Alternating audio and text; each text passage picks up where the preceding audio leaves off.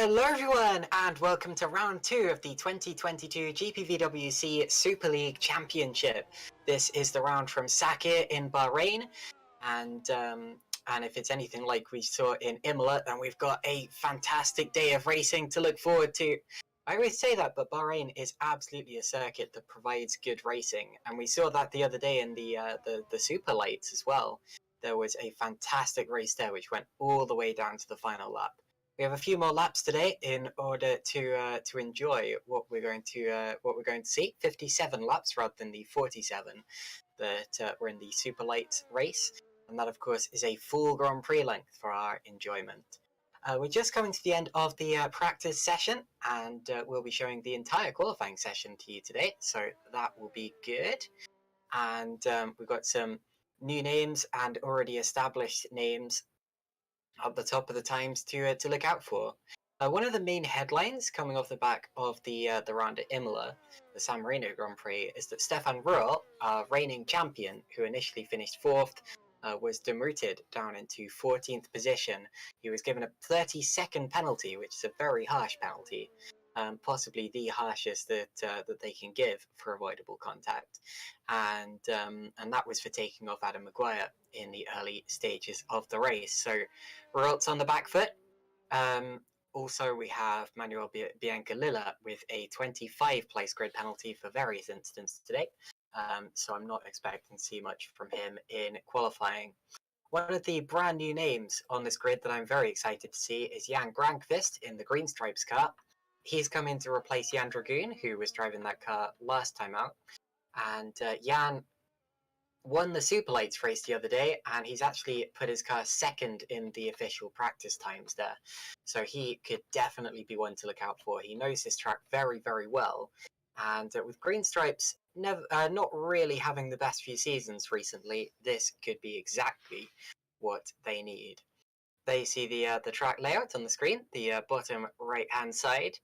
It's 5.4 kilometers long, which means, of course, that 57 laps of it will be just over 310 kilometers. And there you see our fancy little twirly graphic painting out the circuit for you to see there. The little line bouncing around it in the direction of travel. Long straights, the 3 longest straights of the circuit, all connected by slow corners, very much lends itself to overtaking. 2 of those straights have DRS as well, and then we have a further 3rd DRS zone on the back straight. And of course, in qualifying, the drivers can use DRS at any time they like. We're just waiting for the session to take over to the qualifying session now. In the meantime, I guess, yes, we do have another little headline actually. Adam Maguire, who I mentioned as being taken off by Stefan Ruhl in the last race, is not here today. The 2020 champion, he's being replaced by Lewis Bickers, who also featured very heavily in the Super Light race the other day. Qualifying just about to get started now. Jack Mayer was top of the practice time, so look out for him. The race director just wishing all the drivers a good luck. And the session is advancing. So we're going to get 15 minutes of qualifying. And in those 15 minutes, they won't have any other cars around them. It is completely one car quali for every driver. Not one shot quali. The best advantage, or the advantage that we have, of course, of doing this on a simulator, is that all of these drivers, can have their own single car session at the same time, and we don't have to wait hours for it all to sort itself out. Here we're watching Jan Grankvist heading out onto the track. The green light hasn't yet shown at the end of the pit lane, but it's going to show any second now. And Jan obviously trying to be one of the first out there. There goes the green light, and almost every driver immediately piles out of the pit lane. But you'd be forgiven if you're just watching the broadcast for thinking that it is a very silent track right now. It is not. It is absolutely jam-packed full of cars. Up through turn 3, this is one of the DRS zones, one of the 3 DRS zones on the circuit. Then into turn 4, a great overtaking opportunity there. That's where Charles Leclerc, of course, got back past Max Verstappen a couple of times in the Grand Prix the other day. Down through the S's, it's important to keep up with your opponent through here, because if you drop back too far, then the DRS zones can't help you. We're heading now towards turns 9 and 10. some which really test your brakes and your braking ability. The front left is very easy to lock up there. And there's the third DRS zone, open on the back straight. It's very tricky to overtake here because the next corner is so fast, but it very much helps you to keep up with your opponents and set them up for the last few straights of the lap. Up through the sweepers we go, and then into a difficult tightening radius downhill corner. You need to clip the apex there, or you can really find yourself out of the groove. And then just one corner left to go in the lap, which officially counts as 2 corners for some reason. It very much feels like 1 corner to drive though. Turns 14 and 15, and then we open the DRS for the final time. The lap for Jan Grankvist is about to start, so we'll keep an eye on what he does here. Here as well is Philip Pushke, 2 times champion of the GPVWC Super League Championship. He absolutely knows what he's doing behind the wheel of one of these cars. Although didn't have the greatest comeback last time out, only finished 19th in San Marino. Want to drive in Super League? Contact us, it says there in the Stacks Racing Halo. So I guess if you're interested, get in contact with the Stacks team. I wonder if that means that their drivers aren't intending to do the full season, maybe. It would be a shame. Of course, David Yunt, the other driver in that team, and Yunt has not yet gone out into the track in this qualifying session just yet. All 30 drivers here today. We have a packed qualifying session. Here's Leon Buck in the Evolution Motorsports car, which is possibly my favourite livery on the grid. And he is the fastest driver in the opening sector. Heading up towards the second sector timing beam. Second sector to beat is Liam Duval's, and he's about 2 tenths down on that is Leon Buck. So we're about to see Liam Duval complete the fastest lap, or the first lap of the session. One of the first laps anyway. Approaches the start-finish line, and the banker that he puts in, as a few other drivers put in bankers, but for Liam Duval it's 2nd place, 3rd place now, 128.852. Mateus Moose goes to the top temporarily, 128.743, but I say temporarily because we have a long way to go in this session, and in practice the cars were going a heck of a lot quicker than this, actually up to 7 or 8 tenths quicker. So definitely still some time to be gained, not in the least by that man there, Stefan Rohr, who's just come back into the pits, abandoned his first hot lap, and he will be heading out again. Here's Thomas Harvey, who picked up his first podium last time out at the San Marino Grand Prix in the Holland Racing Team car. Good second sector, very good second sector, under 39 seconds. That's really the buffer there as to whether it's going to be a competitive time for the top of the order or not. Although it does depend on what he does in the 1st and 3rd sector. First sector was good. Here he comes up to the line. This could be provisional pole. And it is provisional pole for Thomas Harvey. 128.726. And that means now that the top 3 drivers are separated by less than half a tenth of a second. So it's close in the early stages. It still very much is the early stages. Here's Jannis Vorben, the other HRT. And Jannis was not in the first round of this championship. Who was taking that car? Let me check that very, very quickly. Oh, it was Jannis Vorben. My apologies. He finished 9th at San Marino. Crosses the line, it goes P12 in the HRT car there. He's got some big boots to fill this year, stepping into HRT to replace the outgoing Stefan Rohr. But 12th place, of course, is or would be a points-paying position later on in the race. Welcome back to Michi Hoyer. He's now on track, and he was not able to make the last race due to contracting COVID and missed a few other major sim racing events as well. But he's back and is going to be doing, hopefully, the rest of the season with GPVWC for Burst Esports there. And that is a very quick first sector for Michi Hoyer there. Oh, big slide. Michi goes for a spin. So that is going to be an abandoned lap, and now he needs to get back to the pit lane in order to have another attempt. Still got time though. If you're wondering why I am not being joined by anyone in the commentary box today, Ross McIntyre is supposed to be alongside me, and he will likely drop in later on, although he's let me know that he's going to be a little late, which is a shame. Your cameraman for today is Argo, as usual, with the GPVWC Super League, and thank you as ever, Argo, for doing what you do. Here is Yannick Bock, who Argo has picked up nicely for us. Yannick, reigning runner-up, if that's a phrase that can be used, finished second in last year's championship, lost the lead of the championship on the very last lap, and is back for revenge this season. And it was to this man, of course, Stefan Rot. Rot now out of the final corner, coming through to set his first flying lap. And the reigning champion goes 7th. And here's Yannick Bock now. And Yannick goes 11th. Not a great lap from Yannick, but anyway, he's got himself onto the board. He was 5th last time out. David Fidok, another one of our double champions on the grid today. Most experienced driver, or one of the most experienced drivers in Super League. He's the most experienced active driver now. This year, he's set to overtake Mark Wicks in terms of total number of races competed in Super League, and it's Kieran Ryan who currently holds the record for most races started. David Fidok, though,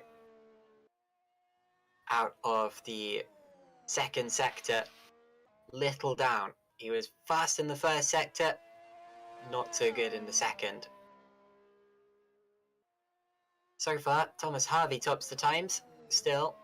After that lap that we saw earlier on, Matthias Moos is second, followed by Jan Grankvist. Those three are separated by just 0.5 of a second as Fidok abandons the lap. Here is Grankvist, going even faster potentially. This could be in contention for pole position here.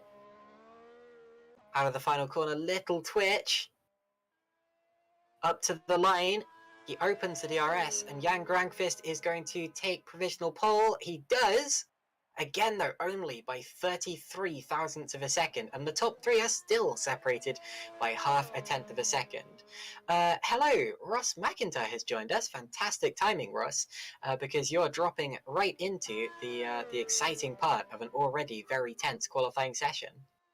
Well, hello, Caitlin. Thank you very much for the warm welcome, and as always, a pleasure to be here with GPVWC and the Super League as we see Jack Mayer diving into the pits there after a yellow in the middle sector. And well, I was unfortunately I wasn't able to be in the comms booth until just a few seconds ago, obviously, but I was watching along on my phone. And well, what I've seen so far, we've got a very, very close session on our hands. I mean, look at that timing screen. Grankvist, Harvey, Moose. That's 0.5 of a second separating those two. That is obscenely close, and of course we've just got under 6 minutes left to go in this qualifying session. Still plenty of time for this track to evolve, plenty of time for anything to happen, and of course in motorsports and sim racing it usually does happen. And well, let me tell you, Caitlin, we've got one heck of a qualifying session on our hands right now, and I'm sure we're going to have one heck of a race to look forward to as well. Just a brief recap of the headlines for this round in case you missed those. Jan Grankvist, who is currently topping the times, has not driven in GPVWC Super League before. He won the Super Lights race the other day and has decided to try his hand in that Super League Green Stripes car, replacing Jan Dragoon. Also, Lewis Bickers has replaced Adam Maguire at VBN. Bickers did very well in that Super Lights race as well.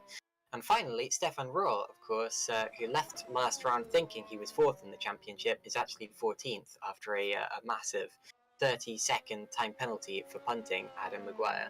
So those are the headlines. Less than 5 minutes to go in the qualifying session now, and we're getting to the stage where we're going to start getting very, very excited when we see drivers about to improve on laps. Oh, absolutely. I mean, of course, with the new GPVWC regulations this year, you don't get the excitement of having all cars on track at the same time anymore. Of course, it is now a private qualifying session. That means that within R-Factor 2, the simulator of choice for the championship, you're essentially on circuit on your own. Although the qualifying session is going on for everybody and everybody is out on tracks, you are on your own on the circuit. Essentially, it's almost like every other car is a ghost. So you don't get the, you don't get the chance to get impeded. You don't have to, deal with other cars out on track. But what it does mean is it means that you have the opportunity to push for the perfect lap. And there we see Matthias Moose, a purple middle sector. This is a very tasty lap time indeed. It's only a very short final sector. Let's see what he can do coming through the final corner. And this is what I was talking about. It gives you the perfect opportunity to just push like there is nothing left to lose. You can just absolutely go pedal to the metal, hammer down. It's a purple final sector. It's a 128.544, and it's a 10th and a half quicker than what Grankvist achieved. And well, that being said, is Quinte now. Okay, Alessandro Quinte goes to P3. All the way up from 16th with a purple first sector. Alessandro Quinte with a massive lap there. Only about 2/10 off as well. Wow, great stuff from Alessandro Quinte, who was very, very impressive, of course, last time round at Imola. And he'll be looking for a good result here today as well. Jan Katal, of course, always looking for a good result as well. Green in the first sector. It is now getting into the crunch time of the qualifying session. Bit of a wobble of the rear of the car coming through the treacherous turn 10. Of course, that downhill off camber, braking and turning and all of that malarkey through there. Very easy to make a mistake and lock up. That is definitely going to be somewhere to keep your eyes open during the racing because, well, it's going to be... it's going to be an overtaking and accident hotspot is my assumption, but, my assumptions are always wrong anyway if the last round was anything to go by. Yellow in the middle sector from that wobble as well. We've got 2.5 minutes left, Caitlin. My eyes are on those drivers. We're looking at Grankvist, Quinte, Harvey, Vark as well. Moose has set a great lap. And Michi Hoyer, there we go as well. Michi Hoyer hasn't actually set a lap yet, but it's purple in the first sector, about 3/10 off in the middle. Let's see what he can do. His first round this series after missing Imola, of course, comes to the line. Michi Hoyer can only manage P10, but on his first lap, he will still be building up, and he'll have a few more attempts to go around, I reckon, if he wants to. I'm not sure he will, because he's slowing down. It might have been a one-run kind of thing for Michi Hoyer, who knows, but... Well, my eyes, Caitlin, it's on those top drivers. What can they do? What can they do to close up to Moose? The timing's a little off there for Michi Hoyer. I don't think he's going to get another run. Jan Grankvist has, though. He's timed it perfectly. He's on his outlap now, and he'll cross the line with not that much time remaining, under a minute, which will give him just enough time to start his flying lap. And he'll be going for pole with that one. And wouldn't it be amazing if he was able to get pole on his Super League debut? That would be a real statement of intent for Jan Grankvist there. Yannick Bork and Thomas Voch both improved on their last laps. They are now 5th and 6th. Bork setting his lap first, and then Yannick demoting him as it happened, although really not that much time between the two of them either. Matthias Muster also appears to be setting up for a flying lap. I don't see sector times coming through, so it looks as if this is also an outlap for Matthias Moose. And a lot of the drivers who are out there right now are doing exactly the same thing, which is setting up for one final flying attempt at this pole time. Interesting to see that David Yun has decided not to set a flying lap in this session. He hasn't left the pits at all in that Stax car, and he's the only driver to do so in this session. Grankvist now setting up for a flying lap.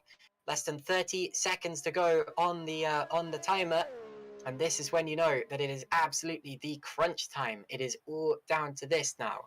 Down towards turn 1, DRS open. Closes to DRS. Yamane Zipala very fast in the first sector there.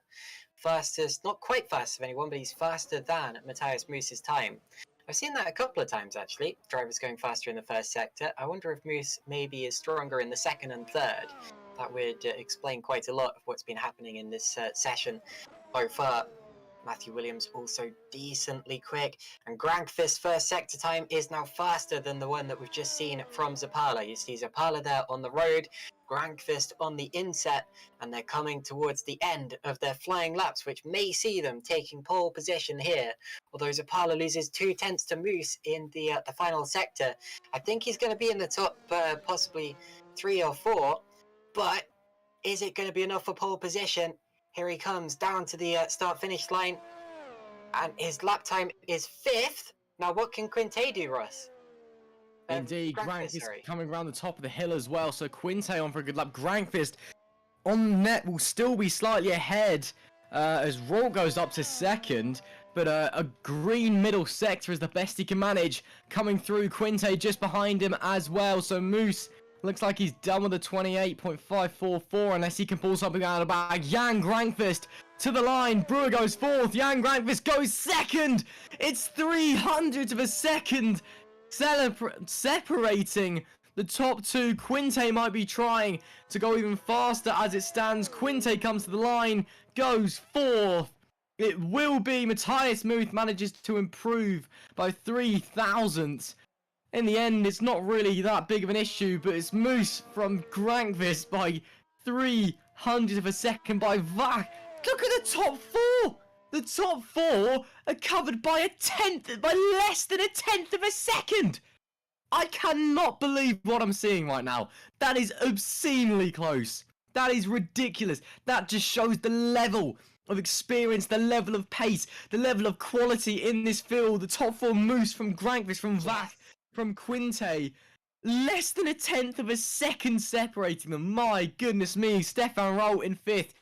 And 10th are very, very close across this. This top 10 is less than 3/10 of a second apart. You've got Rolt in fifth. And it's Brewer, Harvey, Zapala, Bock, and Bock. Leon first, Janik second to round out the top 10.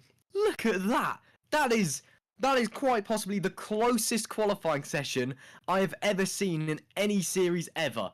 That is ridiculous. Fact for us, 9/10 of a second covers the top 28. I'm generally lost for words. Yeah. Of course, we have 29 drivers who have set laps. Manuel Biancalilla struggled a little. He was off the back of the rest of the pack. But look at this lot. Liam Duval there, P11, then Michi Hoyer, Augustin Canapino, Matthew Williams, Maciej Winnick, Yanis Vorburn, Aris Masciuli, Jeffrey Fournier, Daniel Stepkowski, and David Fidog. And with all those names, we're still within half a second. Goodness me. 21st is going to be Lewis Bickers. Then we reach the half a second mark with Jack Mayer, Jan Cato, Robin Panzer, Florian Gaia, Max Hammerling, Giordano Valeriano, Philip Pushka. Then you get to 9/10 of a second. Manuel Biancalilla unfortunately struggled quite a lot there. He's off the back of the pack.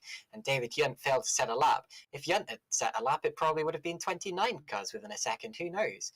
But yeah, fantastic qualifying session, and I am really looking forward to the start of this. Not that it matters much, but Biancalilla will be starting behind Yunt on the grid due to his 25 place grid penalty. But for the time being, what you see is what you get in terms of the qualifying results. It looks as if that's going to be the only real change unless drivers elect to start from the pit lane. My standouts there, apart from the obvious, Matthias Moose for taking pole position here, are Jan Grankvist on his Super League debut in second place, Tomasz Voch coming out of nowhere in the latter stages, and of course we have all of those other big names that we're expecting to see up there. Of course, Leon Bock there, out-qualifying his brother, which he has done on a few occasions. It's usually Yannick who has a little bit of the edge, but a good qualifying there from Leon. And you see the top 10 once again on your screen. Just a few minutes to go now. We have 9 minutes, just over that, until the end of the warm-up session. And then we will be able to go for 57 laps of racing here at the Sakhir International Circuit. Well, there we go then. That was a, quite frankly, ridiculous qualifying session that you've just joined us for. And well, if that's anything to go by, then the race should be epic. I mean, I was saying back on the Formula Sprint 1 broadcast about a week ago, Caitlin. Don't know if you remember, but I was saying Bahrain, it's a track that never fails to, you know, put on a good display in sim racing. And again, we saw that a week ago. And again, if that qualifying session was anything to go off of, I'm sure we're going to see that again tonight. And, you know, casting your mind back to Imola as well with the Super League, you know, that was a race that was very much decided by strategy. I mean, of course, Duval was, you know, we didn't even think it was in contention until about 5 laps from the end. And we realised, oh, hang on, the one stop might actually work here. Turns out it did. You know, if we're that close, you know, you've got 28 drivers covered by less than a second, then it is going to come down to strategy. It is going to come down to how good your car is in the race. Yes, how consistent are you? How can you manage the tyres? How can you deal with the situations and the drivers around you if everyone is so close?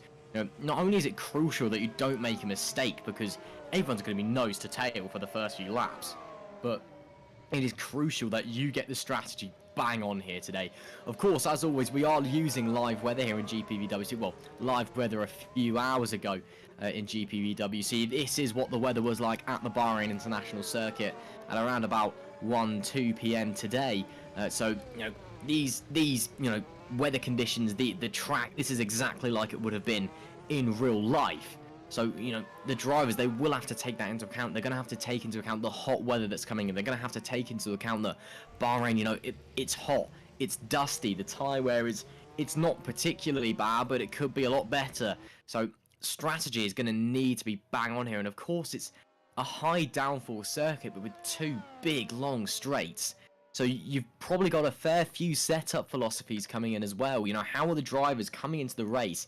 How are they going to treat the cars? You know, are they going for a, let's just go a million miles an hour down the front stretch and get everyone in the DRS and into the braking zone? Or is it, you know, let's try and get people through that tight and twisty middle sector. Let's try and get them, you know, being smart with how I use the car. So there's lots of things to think about. Of course, we do now have the warm-up, as always, 10 minutes for drivers to kind of make sure everything is working on their rigs at home, make sure the car's handling as expected, any last-minute little setup tweaks to the, of course, that's doesn't contravene the park firmware regulations, and quite often you'll be seeing teammates racing each other, practice starts, people crashing into each other. It's a lot of people treat it as a bit of a throwaway session, but it is interesting to see.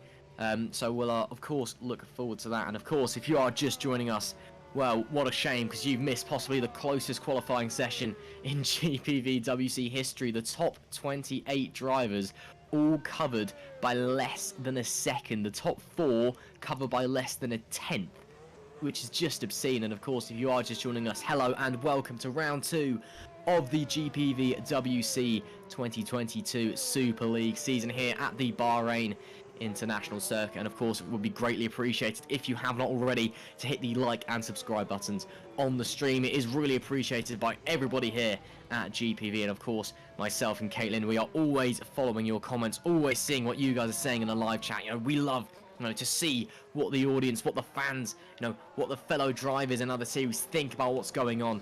And you know, sometimes you even correct us. I mean, last week again I was saying stuff about strategy which turned out to be completely wrong. People called me out for it, so call me out again if you will. But anyway, out we head for the warm-up session. 57 lap race, as you said, Caitlin. I mean, you know, again, we've seen that ridiculously close qualifying session. For me, it's all about what tyres drivers are going to start on and how far they can take those tyres, because 57 laps, it's quite a long race. Bahrain is a long circuit, so, you know, do you go for the 1-stop? Do you go for the 2-stop? I mean, last week at Imola, it was, you know, it seemed consensus that the 2-stop was the strategy to be on. And in the end, the drivers in first and second were on the 1-stop, and they, you know, completely outsmarted me and you. They completely outsmarted everyone else on the field as well. So, how important do you think strategy is going to be in coming into this race? It's definitely going to be a big part to play. We saw that the other day in the Superleagues.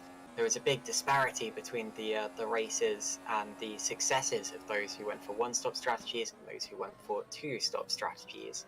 Now, what a lot of people in that race were saying is that they were expecting, well, either the ones who went for 1-stop said they expected everyone to go for 1-stops, and the ones who went for 2-stops said they expected everyone to go for 2-stops. So, knowing what your opponent is going to do is not necessarily working out what works for you and then applying that to everyone else.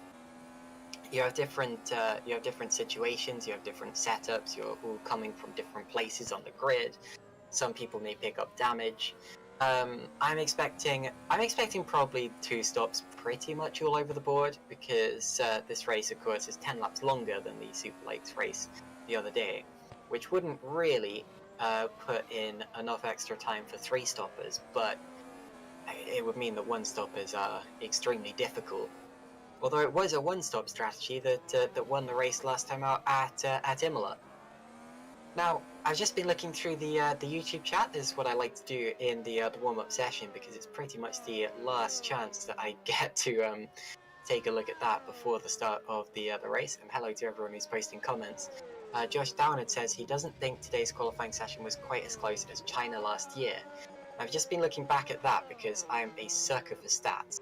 Now, the actual gap between first and second in qualifying in China wasn't as close. That was 0.132. But you are right, because the top 27 cars, and there were only 27 cars there that day, were separated by just 6.5 tenths of a second. Wow. So as a full grid, last year's China was undeniably closer.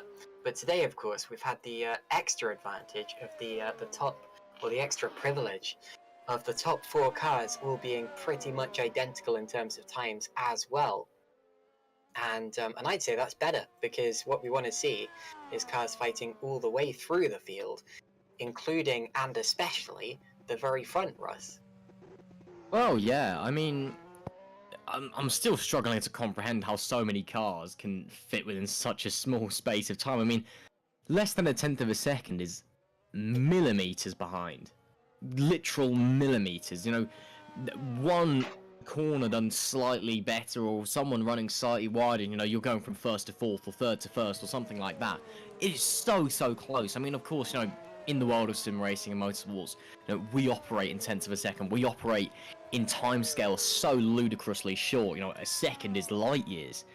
But it's unbelievable to think that pole position is separated from 4th place by literal millimeters. I can't quite wrap my head around it. It is absolutely ridiculous. And of course, you know, when you've got, you know, a grid so close to that and a top 4 all within a tenth of each other, you know that it's going to be a good race fan, because you know you've got so many drivers with a lot of pace in that car. Yes, of course, their race pace might be different. I mean, of course, you know, being fast in qualifying is one thing. Having the race pace on board your wagon, that's where it really matters. And you know, it might be that there is a larger gap in terms of the race pace. But you know, if they're that close during the race, then this could be fireworks. This could be absolutely fantastic. I mean, this could be GPVWC personified. I mean, GPVWC it's always brilliant racing. You know, it's always about the best drivers in our Factor 2 coming together, you know, giving it their all, you know, on a Thursday or a Tuesday night or whenever the races are. You know, even all across the 5 championships you have, from the Academy all the way up to the Super League. You know, the drivers are of fantastic quality, and I'm very excited for what we're about to get. I mean, it's going to be 57 laps of nose-to-tail action, I think. I genuinely think it's going to be, you know, just phenomenal racing. And of course, we've got the strategy to look forward to as well. We've got all of that. We've got, you know, the difficult nature of the Bahrain International Circuit. You know, you've got the off-camber corners, you've got the downhill, you've got the high downforce middle sector that's always hell on lap 1.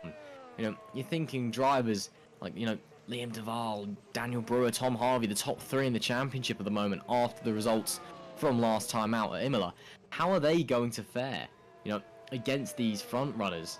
You know, it's going to be so interesting. And I think as well is we've got a seemingly a whole different, you know, set of drivers at the front end of the grid today. I mean, of course, last time out in Imola, yes, the race result was mainly decided by strategy, but you know, it's a very different group of drivers that we've got at the front this time. So I'm very interested to see how it's all going to unfold. We should be coming into the last few minutes of the warm-up, I believe. Do correct me if I'm wrong.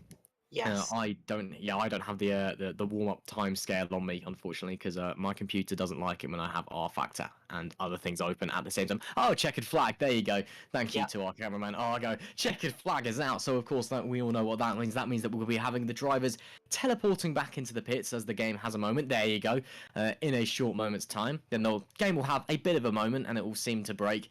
Then it will fizz back into action and all the cars will teleport back onto the grid, and then we'll get going for our formation lap. And well, we'll have a final rundown of the grid, of course, and then it will be lights out and away we go. Okay, you can see there is Jan Grankvist, who qualified second on the grid on his GPVWC Super League debut. One thing to note, actually, I was so caught up by the battle for pole position there that I failed to notice Liam Duval, who won the last race at San Marino, has only qualified 11th today. And of course, that does give him the advantage of being the top car with free choice of tyres. but it also gives him the disadvantage of, well, starting 11th. So we'll have to see how he does from there. The golden yellow helmet, resplendent inside the scaly green Scudero Basilio car.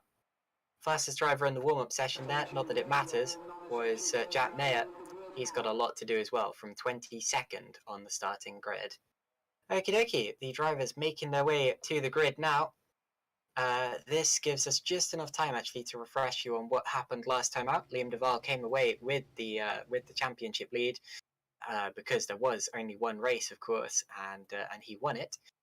Daniel Brewer is second in the standings, followed by Thomas Harvey in third position, and then Jan Cato, Yannick Bock, Maciej Winnick, Jeffrey Fournier, and then we had Germano Zapala P8, Jonas Volburn P9, and Matthias Moos P10. So those are the standings after the first race.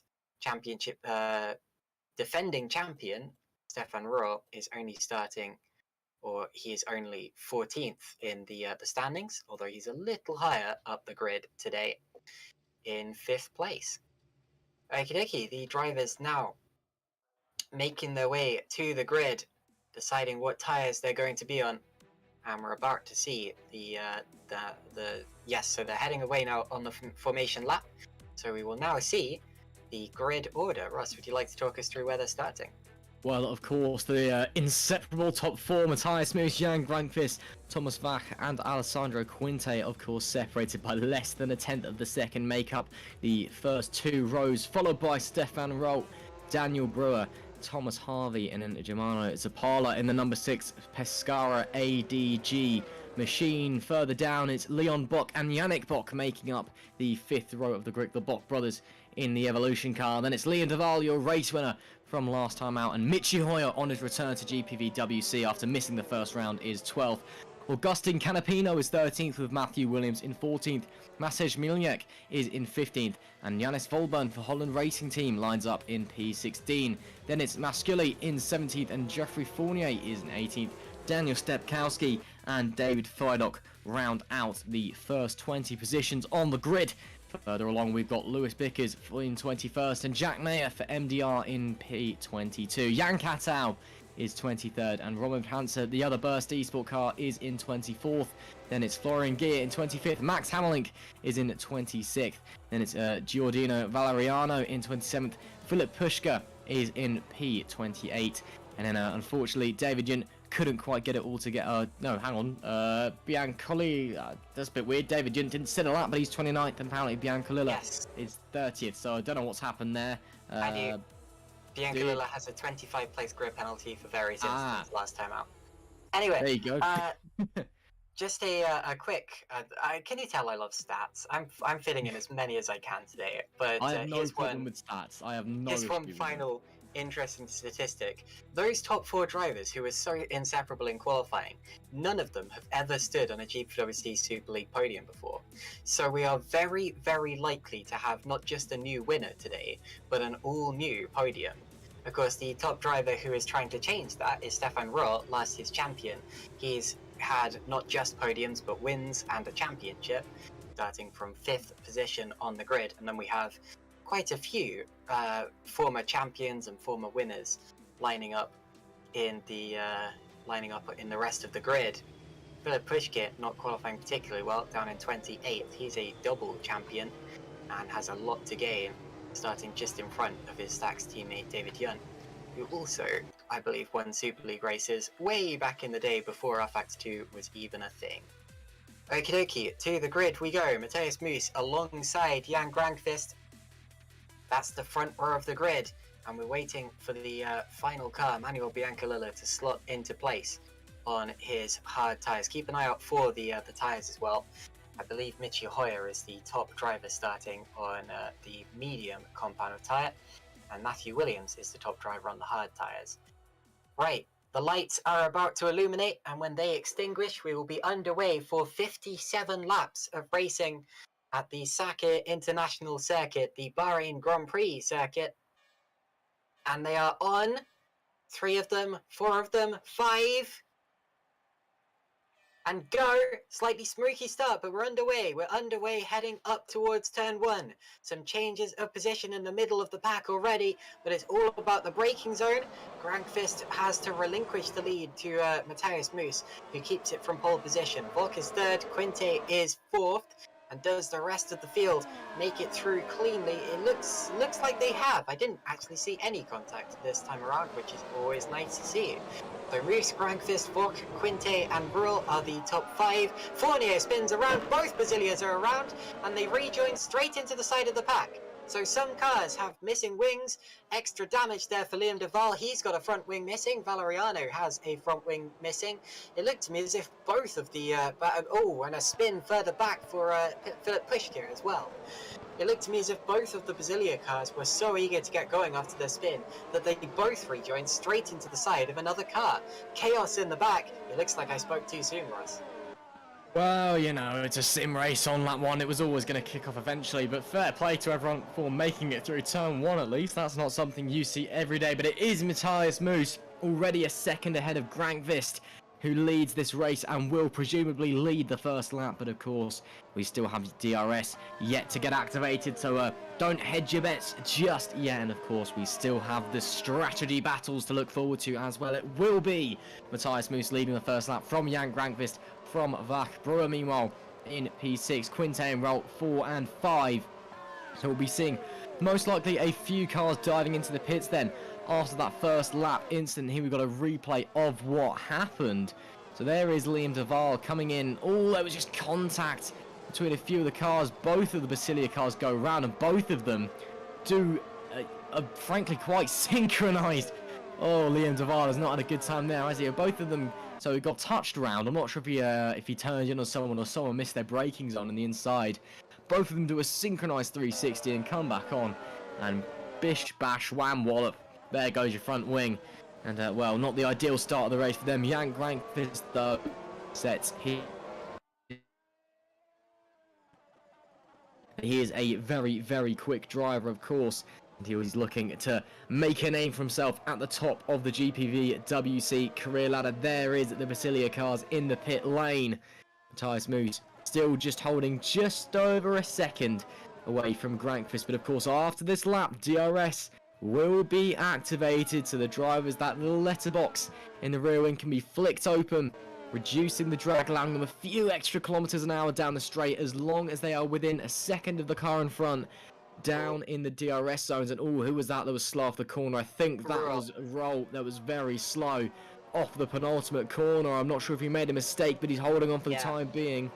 He went wide, got out of the groove, and now he's got Dan Brewer all over his tail. The DRS isn't quite available yet on this straight, but it will be on the run down to turn 4, giving Brewer a real advantage. He might not need it. He's up the inside and goes through to P5 into turn 1. The first major change of the race goes Dan Brewer's way. Now we get the DRS effective on the run to turn 4, so is Rolt going to be able to pull a Charles Leclerc style move? I think he's going to be a little too far back, and of course he doesn't have the advantage of the 2022 style aero package, which makes it easier to follow the car in front. So Brewer now is P5, Roll is P6. I just want to comment quickly on what we saw in the replay there with the Scuderia Basilia accident, and actually Jeffrey Fournier has now officially retired from the race, becoming our first DNF. I've never seen synchronized fouls before. I'm afraid, I mean, I'm not a steward, but I'm afraid it was pretty clear there that both of the Scuderia Basilia cars spun up their rear tyres and were so eager to get going that they both rejoined into the side of other cars. I mean, it was clearly their fault. They both, I'm afraid, as harsh as this may sound, deserved the damage that they got.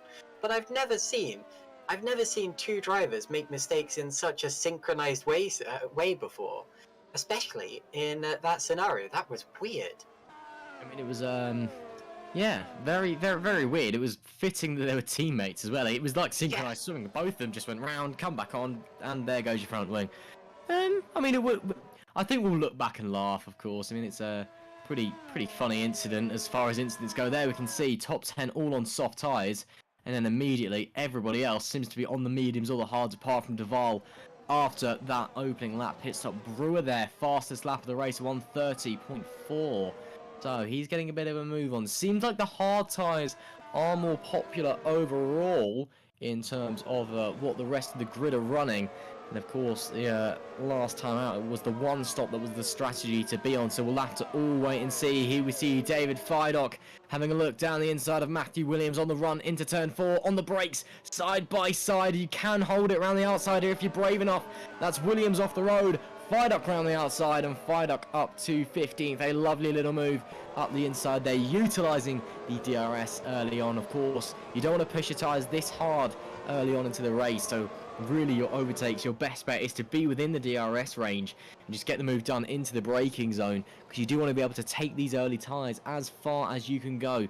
One thing to note, Grankvist is now within the DRS range of Matthias Moos up the front. Vark and Quinte have fallen back from their lead pair. So Grankvist, when he comes onto the main straight, if this gap is maintained, he won't be close enough down into turn 1, but if he can get a good run out of the first Michael Schumacher curve, then he might maybe have some luck with that second DRS range and have some luck up the hill into turn 4. Could maybe be seeing a move for the lead, who knows. Let's see, DRS wide open on the rear of that car. Let's see him gaining all the way down that front stretch. He stays tucked within that slipstream for the time being through the Michael Schumacher curve. Now, if he can get some good traction down, 6/10 now is the gap. And, well, I don't think he's going to be quite close enough this time. Yellow flag out in sector 3. Hopefully that is for nothing too major. And note, Grankvist does stay behind in P2 for the time being. Yannick Bock, he's made up some places at the start of this race. His brother's gone backwards. Yannick has gone forwards up to P8. He's now settling his eyes. Well, he would hopefully be settling his eyes on Harvey in front, but right now he seems to have his rear mirrors full of Pescara ADG car and Germano Zapala. So let's see if he can keep him behind. Lap 5 of 57. And, well, at the moment, I'm just watching that gap between Moose and Grankvist. I mean, of course, you know, my eyes on the rest of the race, but of course, you know, it's the battle for the lead that's really the problem at the moment, as we see there, getting very close to the back of Williams. Canapino has also made some places in the first few laps. You know, those front 4 cars were so close together. So it's going to be really interesting to see, Caitlin, how their lap times evolve and how they shift about over the first phase of the race. The yellow flag was for David Yunt having a little shunt. He's now out of the race because he's overheated in the pit lane while trying to replace his front wing. So a double... that's just adding insult to injury there for David Yunt, and that means we have 2 retirements now from this race. Back at the front, here's so Williams now under pressure from Canapino. These 2 drivers still outside of the points, but fighting for... They're not that far out of the points, still very much contenders in this race. And as we've got a long way to go now, with pit stops and stuff coming up later on, definitely worth fighting for. Here are the leaders once again. Slipstreaming taking place down the straights. Grankvist needs to get himself a little closer if he's going to go for a move on Matthias Moos. Right now, though, he doesn't really need to.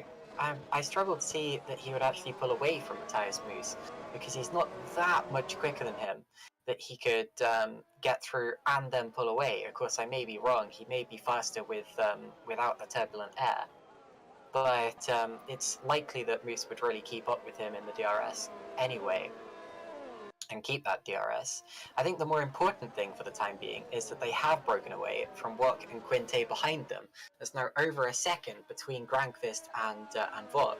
And Vok himself is in the process of attempting to accelerate away from Quinte, who's getting increasingly worried about Daniel Brewer behind him, as Brewer is the fastest car on track right now. Down the back straight they go. I say back straight, it's the penultimate straight. The back straight, if you look at it on a map, is the 3rd DRS zone. Out of the final corner they go. And again, you see that Grankvist will have his DRS open, but he will be too far back from Matthias Moos. You're not going to see a Red Bull Max Verstappen style dive down into to turn 1, because he just doesn't have enough overspeed at this point in the race. Now, in the Super Lights race the other day, we saw the first pit stops taking place at around lap 12. Today, there's a chance they're going to go longer because the race itself is longer, and it means that they're a little more flexible on strategies at this stage. We've already had a few people in, but that's only for damage repairs. And keep your eye out for that kind of period of the race, lap 12, 13 maybe. Well, we'll just have to wait and see how it all unfolds. Lap 13, still 5 laps away, of course. At the moment, currently on lap 7 of 57 here at round 2 of the 2022 GPVWC Super League Championship. And of course, hello and welcome to all of our fans tuning in to watch the second round. And well, for our current championship leader, Liam Duval, it's not quite gone to plan after that first lap incident down in P27. And he's got a long way to go if he wants to increase his championship lead. Matthias Moose, meanwhile, maintaining that gap with debutant Jan Grankvist. Currently running in P2. 0.8 of a second is the gap that separates them. And it remains the gap. And it has been that gap for quite some time now. And they should be starting lap 8. There you go. Speak of the devil, lap 8, 50 laps remaining is the message on the timing board. Of course, do keep your comments flying in the live chat and of course on social media as well with the hashtag Superleague, hashtag GPVWC as well. Myself and Caitlin, we are always reading your comments. We always want to see what the fans have to say. That's part of the beauty, I feel like, of sim racing, is you get a lot more live fan interaction in races than you do with actual motorsport, because you get the commentators, they're watching along in the YouTube chat. I mean, I know Caitlin's got about 30 different tabs open with stats on. She's got R Factor 2 open, she's got the Discord open where we're commentating through. My computer can't quite handle that, bless it, but I've got my phone open on one side, I've got my little notebook on the other, so we're all very, very ready and raring to read your comments. So it's a pleasure as always to have everybody along. And of course, if you haven't already, please do not be afraid to hit the like and subscribe buttons. It really does mean the world to all of us here at GPVWC. Now back to the action. Alessandro Quinte is in a bit of a no man's land at the moment, stuck about half a second between Roll and Brewer in front. Brewer has been the big gainer in the opening phase of the race. He's been shooting up the positions, currently has the fastest lap, and is now turning his eyes ahead to the podium places, and Thomas Vac in third. But Alessandro Quinte, he's been looking pretty tasty so far. Very, very good lap in qualifying. He was, part of that infamous front four. And there was an ooh from Caitlin there. Yeah, look at Dan Brewer here. He's getting very close to the back of Thomas Vac. I think he's trying to set him up for a run up until turn 4. He may be... I was wondering if he was going to go... Oh, and a little twitch from Work. So watch this. This is going to be a chance for Dan Brewer now. He's got the overspeed heading up towards the corner. And I'm actually a little far behind on the stream. I just noticed I was about a second back. So you all saw that a little way before I did. And it was pretty clear by the time they went into the corner that Brewer was not going to be able to find a way through. So sorry for being a little blind about that one. But anyway, Dan Brewer there. He was clearly curious. He was clearly curious about Thomas Vac in front of him, wondering if there was a chance, but not wanting to risk anything silly. There's Max Hammerlink. That's a very early stop, and actually that's a retirement. So Hammerlink, who has been running around near the back of this race the entire time, has unfortunately decided that enough is enough. And we have 27 cars remaining in this race, all of them still on the lead lap, but you'd expect that in the first 10 laps. Well, of course, if you're getting lapped within the first 10 laps, then either you've got some serious problems in the pace department, or you've had some serious problems out on track in terms of incidents. Anyway, moving swiftly onwards, Leon Bock not quite had the same pace as his brother out there so far. He's actually dropped back to 10th from 9th, and now he's got Yannis Volburn all in his rear view mirrors and is very, very close to the back of him. Thomas Vac, Brewer's got past Vac in the meantime.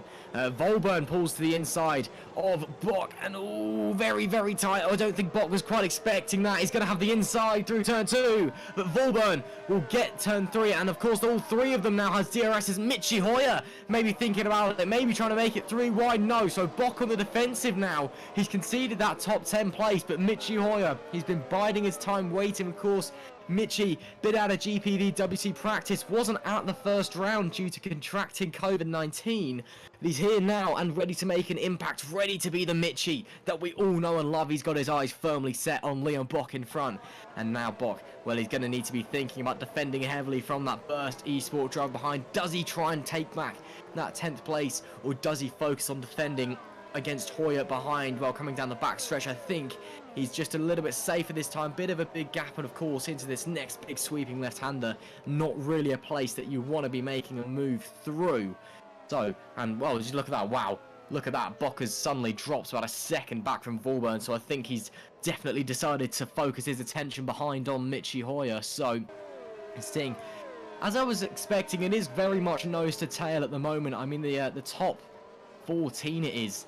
Really about 11 seconds covering the top 14, so very, very close between everyone, but no one has really been making that many moves yet. We've been seeing some here and there, but everyone's seemingly biding their time, just trying to, you know, save their tyres, keep everything happy. And we're seeing there, that's Harvey Bock looking for places. That's Yannick Bock that is following Harvey, and then Leon Bock, his brother, further back, maintaining his distance to Michi Hoyer. Michi with a good exit out of the Michael Schumacher curve. Jan Granqvist a little bit closer to Matthias Moose this time as well, and only 0.6 of a second separating them. Usually it's been around 8, so Granqvist may be starting to close the gap, reel him in. And well, Caitlin, as we're starting to soon enter the pit window for these soft runners, maybe Granqvist has done a bit of a better job on his tyres here. Maybe Granqvist is looking to try and get an overcut on Matthias Moose. Indeed, I'm keeping an eye on that. I've been watching the broadcast on one screen and the battle for the lead on the other, because I'm really nervous that something's going to happen right when we're not expecting it. That does tend to be the case, but let's keep half an eye on that and half an eye on what's going on elsewhere. Here's Thomas Vach and Alessandro Quinte, and thank you to Toby Davis, sorry, for correcting my pronunciation of Tomasz Vach. It's like V and then Bach at the same time, so Tomasz Vach there in 4th place, just ahead of Alessandro Quinte, who has the DRS now, and actually quite a big overspeed here to the inside, and it looks as if he's going to get it done before the corner. Now Vach's got to really focus on turn 4 here. As you see behind, there's Yannick Bock, side by side. That's Zapala, sorry, losing out to Yannick Bock. And now Vach is not going to be able to get back past Quinte, so Quinte does have 4th position in this race now. Meanwhile, Daniel Brewer, ever since getting past Quinte, has been catching up to the top 2, and I expected that he would, because he's had the fastest lap pretty much ever since the start of the race, and he's upgraded that lap a couple of times. And he actually, no, he hasn't. His fastest lap has still stood from lap 3 of the race, but he's been getting close to it. But even closer to the top 2. Jan Granqvist now within DRS range of Daniel Brewer. And of course, Matthias Moose just up the road as well. It's 3 for the lead as we head towards the first pit window, Ross. Well, of course, and well, we're seeing these gaps now closing up, so we're starting to get these little clumps of cars. So we're still kind of within this DRS train, as it's so called. But you're starting to get these little kind of battles forming. So you've got this top 3, and then you've kind of got 4th down to 7th, kind of all forming, and then further back as well, a few cars kind of splitting away into individual sections. But this top 3, well, Brewer has without a doubt been the fastest car on the track in this early portion of the race, onto lap 15, closing in on Granqvist. Probably not going to be close enough for a move into turn 1 as Rolt comes into the pits. So Stefan Rolt, the first of our front runners really to come into the pit box. Of course, our reigning champion in that number 1 machine, snatching the championship on the final lap of the final race last season, and what it was, quite frankly, an insane event. And well, of course, kudos for him for taking the chance and making the move. Comes back out in 25th, so let's see how his strategy fared him there. I believe he's gone on to the medium tyres. And well, Brewer again looking very, very close to the back of Granqvist. If he's smart, he'll be setting himself up for a move into turn 1. No, Rolt's come out onto the softs actually. Okay, so Rolt's on a 2-stopper then. So yeah, Stefan Rolt clearly intending to make another pit stop at some point, so maybe the 2-stop here is dominant, who knows. Well, last time it seemed that the 2-stopper was going to be dominant until the last 5 laps, when actually the 1-stopper was the strategy to be on, much to everyone's absolute anarchy, frankly, as everyone absolutely went mental, because hang on, the 1-stoppers worked, that wasn't possible. And, well, 1-2, both on one stops. Let's see what happens as the strategy battles unfold. But roll onto the soft tyres. He will be making another stop. Unfortunately, we've lost the master, Max Hammerlink, as well in this race. That's 3 DNFs now. Jan Grangfist is on his own for the Green Stripes team. And Matthias Moos into the pits from the lead of the race. So your race leader comes in on that soft compounded tyre. Let's see what he goes on to. Quintain Vach also in. So, what is let's see what Moose goes on. Moose onto the, that's the hard tyres, that is. So Matthias Moose onto the hard tyres. He's going long. Grankvist now leads this race from Brewer. Harvey's now promoted to P3 with Quintain Vach coming in as well. Quinte also onto the hards. Presumably Vach as well. And Stepkowski in on the hards as well in the powered by RSR car. So, there we go. Hards all round this time by for the boxers. As Yannick Bock promoted to P4. Michi Hoyer now defending from Nielnek as well. After maybe losing track of Bock in front just a little bit. Leon Bock, that is. Michi Hoyer, you know, of course. Again, it is important to remember that he did miss the last round. He's a little bit out of GPVWC practice, so maybe not the Michi that we're all used to and all love. Up there fighting at the front of the pack. And, well, let's see what everyone else comes in. Seems that we are firmly within the soft rubber pit window now.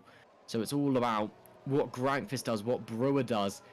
Who was it that stopped very, very early on? Because I've already forgotten who it was. It was Stefan Rolt. There we go. That's the one. He's up. So he's in T22 at the moment. He's not. I think he has jumped Quinte. But he's not jumped Moose, so it'd be interesting to see where everyone else comes in. That was Zapala jumping into the pits there, I believe. Yes, it was, and that is Yannick Bock to the inside of Thomas Harvey and getting past him before the braking zone. So Yannick Bock moves up to P3. Zapala goes on to the hard compound tyres, as you can see in the top right-hand of your screen as well. Looks like we've got someone else in, Katao and Canapino in as well. Canapino onto the hards from the mediums. Okay, so Canapino comes in from the medium tyres, so clearly the soft shed runners and the medium shed runners may be the difference in terms of all side by side coming out of the pit lane there. Maybe the soft runners, you know, they don't go that much shorter than the medium runners. Maybe the tyre wear, maybe the life of the tyres isn't as different between the compounds as we were expecting. Katao comes out in 25th on the hard compound. So, well, that moves a few people up. So, Rolt right now in P19. He's the driver I want to keep my eye on because he's the driver with the undercut. I'm going to be very interested to see how he does. Matthias Moose looks like he's come out in a little bit of traffic with Mayer in front. That's not going to be ideal for the race, or the man who was in the race lead. And let's see if he still will be in the race lead when Grankfist and Brewer come in. Of course, the net race lead, that is... He does get past Mayer with relative ease, of course, and a big wobble for Jack Mayer as well, coming through the left-hander. Well, Caitlin, the question is when do Grankfist and Brewer bite the bullet? When do they come in? They can't afford to hold each other up here. They know that Matthias has been in. They don't, unless they have someone talking in their ears, they don't know if he's come out in traffic or anything like that. Of course, he has, and he's also on the hardest compound tyre, rather than going to the interim medium. But as we see, Royal, they're now having to pass Flo Gaia down the straight. But of course, Grankfist and Brewer can gain from all of those situations if they keep their noses clean, don't hold each other up too much, and don't get held up. Royal makes the move stick. Nicely done there, down into turn 1. And his next target is Robin Panzer, just up the road as well. Liam Duval, meanwhile, is now the last car on the road, I'm afraid to say. Our winner from last time out is having a absolutely horrendous day so far. He's got to keep going. It's damage limitation at this point. I'm not really sure that he actually has the pace to get back into the points on merit, because remember, he only qualified P11. It was going pretty badly even before the accident, and that's why he was in the pack in the first place. But of course, if there's attrition and if something, I don't know, major up ahead of him happens, then he could potentially still score points. But that's got to be absolutely heartbreaking to know that you were the fastest driver a week ago and that you came home in a time that no one else could do. And yet, as Dan Brewer now comes into the pits from second place, and yet you're only running 27th today. Let's watch Dan Brewer. Let's see what he does. This is the crucial point in the race where we find out whether he has jumped Matthias Moos or whether Moos will retake the net lead. Dan Brewer stops in his box. He goes onto the medium, so there's a difference in strategy there, just in terms of what tyres they're on. I think Moos is going to retake the lead. Oh, and Panzer almost came out into the side of Daniel Brewer. Matthias Moos is a long way ahead of Dan Brewer here. So Moos with a big undercut. There's something like 4 or 5 cars between them now. That is a big, big change. And Jan Grankvist is going to be getting worried about this because he's staying out even longer than the two of them. And he could still gain from this because, well, he could gain on this in relation to Brewer if Brewer gets too badly held up or takes a while to get used to those relatively cold and new tyres. But, I mean, Grankvist here, he's got to think about pitting this lap. He's got to pit this lap. Oh, surely. I mean, he'll have seen what's happened to Brewer. And, well, surely he'll be coming in. I mean, I'm not sure if it was just a slow stop from Brewer or it's been a big undercut. Well, not an undercut. He did pit from the net lead as Duval, the fastest lap of 1:31.107. But it's Moos has really gained. So it seems like stopping earlier, well, at the moment seems to be the strategy to be on. And yep, Grankvist coming in now. But of course, it's only lap 17 of 57, so it's a long way to go still. And Moos did stop a lot earlier than Brewer, than Grankvist as he comes in. What rubber does he go onto? It's onto the hard compounded tyres for Jan Grankvist. 40 laps left in this race. Moos does go through. Where does Grankvist come out in relation to Brewer? That's what it really matters about. Where is Brewer? There is Brewer. There is Grankvist coming out. Now it's going to be tight between the two of them. Brewer's getting held up on the outside and he just squeezes through. So Brewer gets the undercut on Jan Grankvist and moves up to what is essentially that second. That's Florian Gaia hard into the wall after contact with Brewer. And that is a big, big hit with the inside wall there. And I'm not sure if he's trying to get going again. I'm not sure if his day is done. But that could, well, I'm not sure if that was a racing incident, but that was a big old smack into the inside wall there after contact with the driver in net second. And if Brewer has damage from that, if Brewer has suspension damage, then that opens the door for Grankvist to squeeze back past. Oh dear, Brewer, important to note, Brewer is on the medium. So Moos and Grankvist have gone the hard route. Brewer's on the medium, so Brewer may need to stop again in this race yet. Grankvist should be able to make the end. I say should because I'm not sure. Maybe Moos, I'm not sure as well. So, strategies differing between the net top three. And controversy there as hard into the wall after contact with Brewer. And hopefully he was able to get going again, but I'm not sure. No, so Flo Guy has now retired from this race. I asked him after the last race, when will you be back to your winning ways? Because of course he hasn't won in a few years now. And I can answer that temporarily, which is not today, my friend. Sorry. Side by side, Panzer and Brewer. So Brewer up the inside. An important move. He's got to get away from Grankvist now. They're on very different tyres, very different strategies at this point. Grankvist following him through on the inside now. DRS wide open, and he's going to have a go at Brewer as well. He's up the inside line. They slightly touch. They lean on each other. Dan Brewer keeps the position. That was very opportunistic from Jan Grankvist. I don't blame him for going for that one. If it had worked, it would have been a race-changing move. But they stay in those positions. It's temporarily now. Jannis Volburn up in the lead of the race from Maciej Winnick. We're likely to see Matthias Moos retake the lead. Here's a replay of the Flo Gaia accident. He slightly touches with Dan Brewer and slams into the barrier. I'm very surprised actually that little amount of contact was able to do that to his car. But with the level of forces involved in this, it just shows you what can happen. Here's Robin Panzer being passed by Germano Zapata up the inside. That's for P15, the final points paying position. We'll have to see where those guys shake out in the order, but that was for position. Nicely done. Now Volburn and Winnick, it's important to note them staying out in the lead because those are on medium. the medium compounded tyres. So they are going to be the next drivers as Philip Pushkin hits. Those are going to be the next drivers to have their pit window. And Matthew Williams behind them will likely take the lead of the race because he and Lewis Bickers and the few cars behind them as well are all on the hard compounded tyre, and we will be staying out later and possibly attempting a one-stop strategy. Dan Brewer now getting past Jack Mayer, makes the move stick. Grankvist has to do it quickly in order to keep up with Dan Brewer. I would say this whole situation's benefiting Jan Grankvist here, because Brewer would need clean air to use those medium tyres to their full advantage. And he's not getting that at this point in time. He's having to pass cars left, right and centre. There goes Jan Grankvist up the left-hand side of Jack Mayer's car. Mayer leaves him room. Brewer will likely pass Quinte in the next few corners as well. He's going to take a look into the sweepers, but he's too far back there.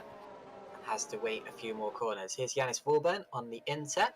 A very Sebastian Vettel-esque helmet inside the Holland Racing Team car. And he is heading towards the pit lane. So the leader comes in. Maciej Winnick will temporarily take over the lead of the race. Matthew Williams will be second, followed by Lewis Bickers. And side by side are Bianca Lilla and Bickers. So Bianca Lilla now takes over third position and becomes the second driver on hard tyres on the road. Well, there you go. Vorburn will come out, hopefully not too far down the pack. And actually, well, you say that Sebastian Vettel inspired helmet. And Grankvist up the inside of Brewer. He gained advantage and he's through. So Grankvist, as they both had to pass Alessandro Quinte, saw the chance as Quinte's going to come back at him now up into turn 4 and up the inside. They don't quite lean on each other like we saw drivers doing a couple of laps ago. And it's going to be Grankvist into the S's. Oh, Brewer almost runs into the back of Quinte's car. Yeah, they both got held up there. They had to pass Quinte. And Grankvist said, don't mind if I do, and took 2 in 1. It was a great move from Grankvist. There was a slight bit of contact, but I think it was fair. And yeah, well, I was saying before I thought that this situation would be benefiting Grankvist. Now I absolutely know that it will. In relation to the fight with Brewer, that is, of course, Matthias Moos has gained on both of them. Matthias is now 10 seconds ahead of Jan Grankvist. And depending on how the strategies work out, that is looking very, very good. Here's a replay. Grankvist, you see, up the inside of Daniel Brewer, slightly touches him, but makes the move stick and allows Alessandro Quinte to split the two of them. Yeah, smart move there by Quinte. Actually saw the gap and went for it. Taking the opportunity as it goes. Of course, nightmare for Dan Brewer there. That is the last thing that he needed. With Moose trying to get past Lewis Bickers back onto the podium places. As I was saying though, the Sebastian Vettel inspired helmet of Vorburn, I believe, is actually a near direct copy of Sebastian Vettel's 2018 Spa helmet. As Moose to the inside. Oh, Bickers tries and squeezes the door, doesn't quite shut it. Moose still following through as they head through the tight and twisty middle sector. Very easy to lose a lot of time here following the car in front with the dirty air, but Moose managing to hang on as they come into the hairpin. A little bit of a wobble from Bickers in front. Moose still following just fine. Coming into the treacherous turns 9 and 10 now. Downhill, so easy to lock up through there. You've got to really shove your brake bias all the way rearwards because you're pointing car at a very, very steep angle into the braking zone. It's a very, very tricky corner. Bahrain is probably my favourite circuit to drive actually on the rare occasion when I do happen to jump in to sim. And well, that corner, I can never get it right. It is really, really irritating. It is so tricky. But that's what makes this circuit, a really, really good one. It's a very hard corner and it separates the wheat from the chaff, as they say. Moose is going to have the DRS down into turn 1, and I will be surprised if he doesn't at least go for the move, because look how close he is already. DRS activated on Matthias Moose. Bickers has no DRS. Gaining. Does he go? He thinks about it. No, he doesn't actually. So he's setting himself up for the move into turn 4 again. As he comes out of the Michael Schumacher curve. Back up the hill. Here we see Grankvist And Brewer's Brewer got back past back to the Breakfast. inside, so Brewer moves back through, back into P7, moves round the outside of Lewis Bickers, but loses the rear end and has to concede the place once again. Too much speed through the corner. Would have been a very nice move if he'd been able to make it stick. So action galore between the net top three as it stands. And well, Moose, he is losing time behind Bickers. All that time that he is losing is time that Brewer and Grankvist are gaining. Now, Roll, he will need to stop again. Of course, he is on the soft tyres, but he has jumped Brewer and Grankvist during the pit window. So Roll could really pose a problem for these guys when they get up to the back of him. But, well, as it stands, it's still Moose following Bickers. And, well, Kanan, he's losing a lot of time here. He is indeed. I'm wondering if we should stop talking about the net positions now, because it's looking more and more likely as Biancalilla loses places, so he runs off the road and drops a few places there. Biancalilla's been running a decent race, actually. Of course, qualified right at the back of the grid due to his 25-place grid penalty and poor qualifying run. But he is he's making up places in the race, although just lost a few. Lewis Bickers now under pressure from Moose. Moose attempted to get past him a lap ago, ran wide, and he's going to do it again. And this time he makes the apex of the corner and makes the exit as well. Fantastic stuff there from Matthias Moose, who has a huge advantage now over Dan Brewer and Jan Grankvist, who do stay in that order this time around. Here's Mitchie Hoyer taking a look at Jack Mayer up the inside now. Mitchie Hoyer gets through. Mitchie, of course, has a lot more experience in other top level, and David Fidog follows him through as well. Has a lot of experience in top level sim racing, not that much experience in GPVWC. I was looking at his stats just now. He's actually only in his 7th Super League start here. Was supposed to be his 8th, although he had to miss the last one.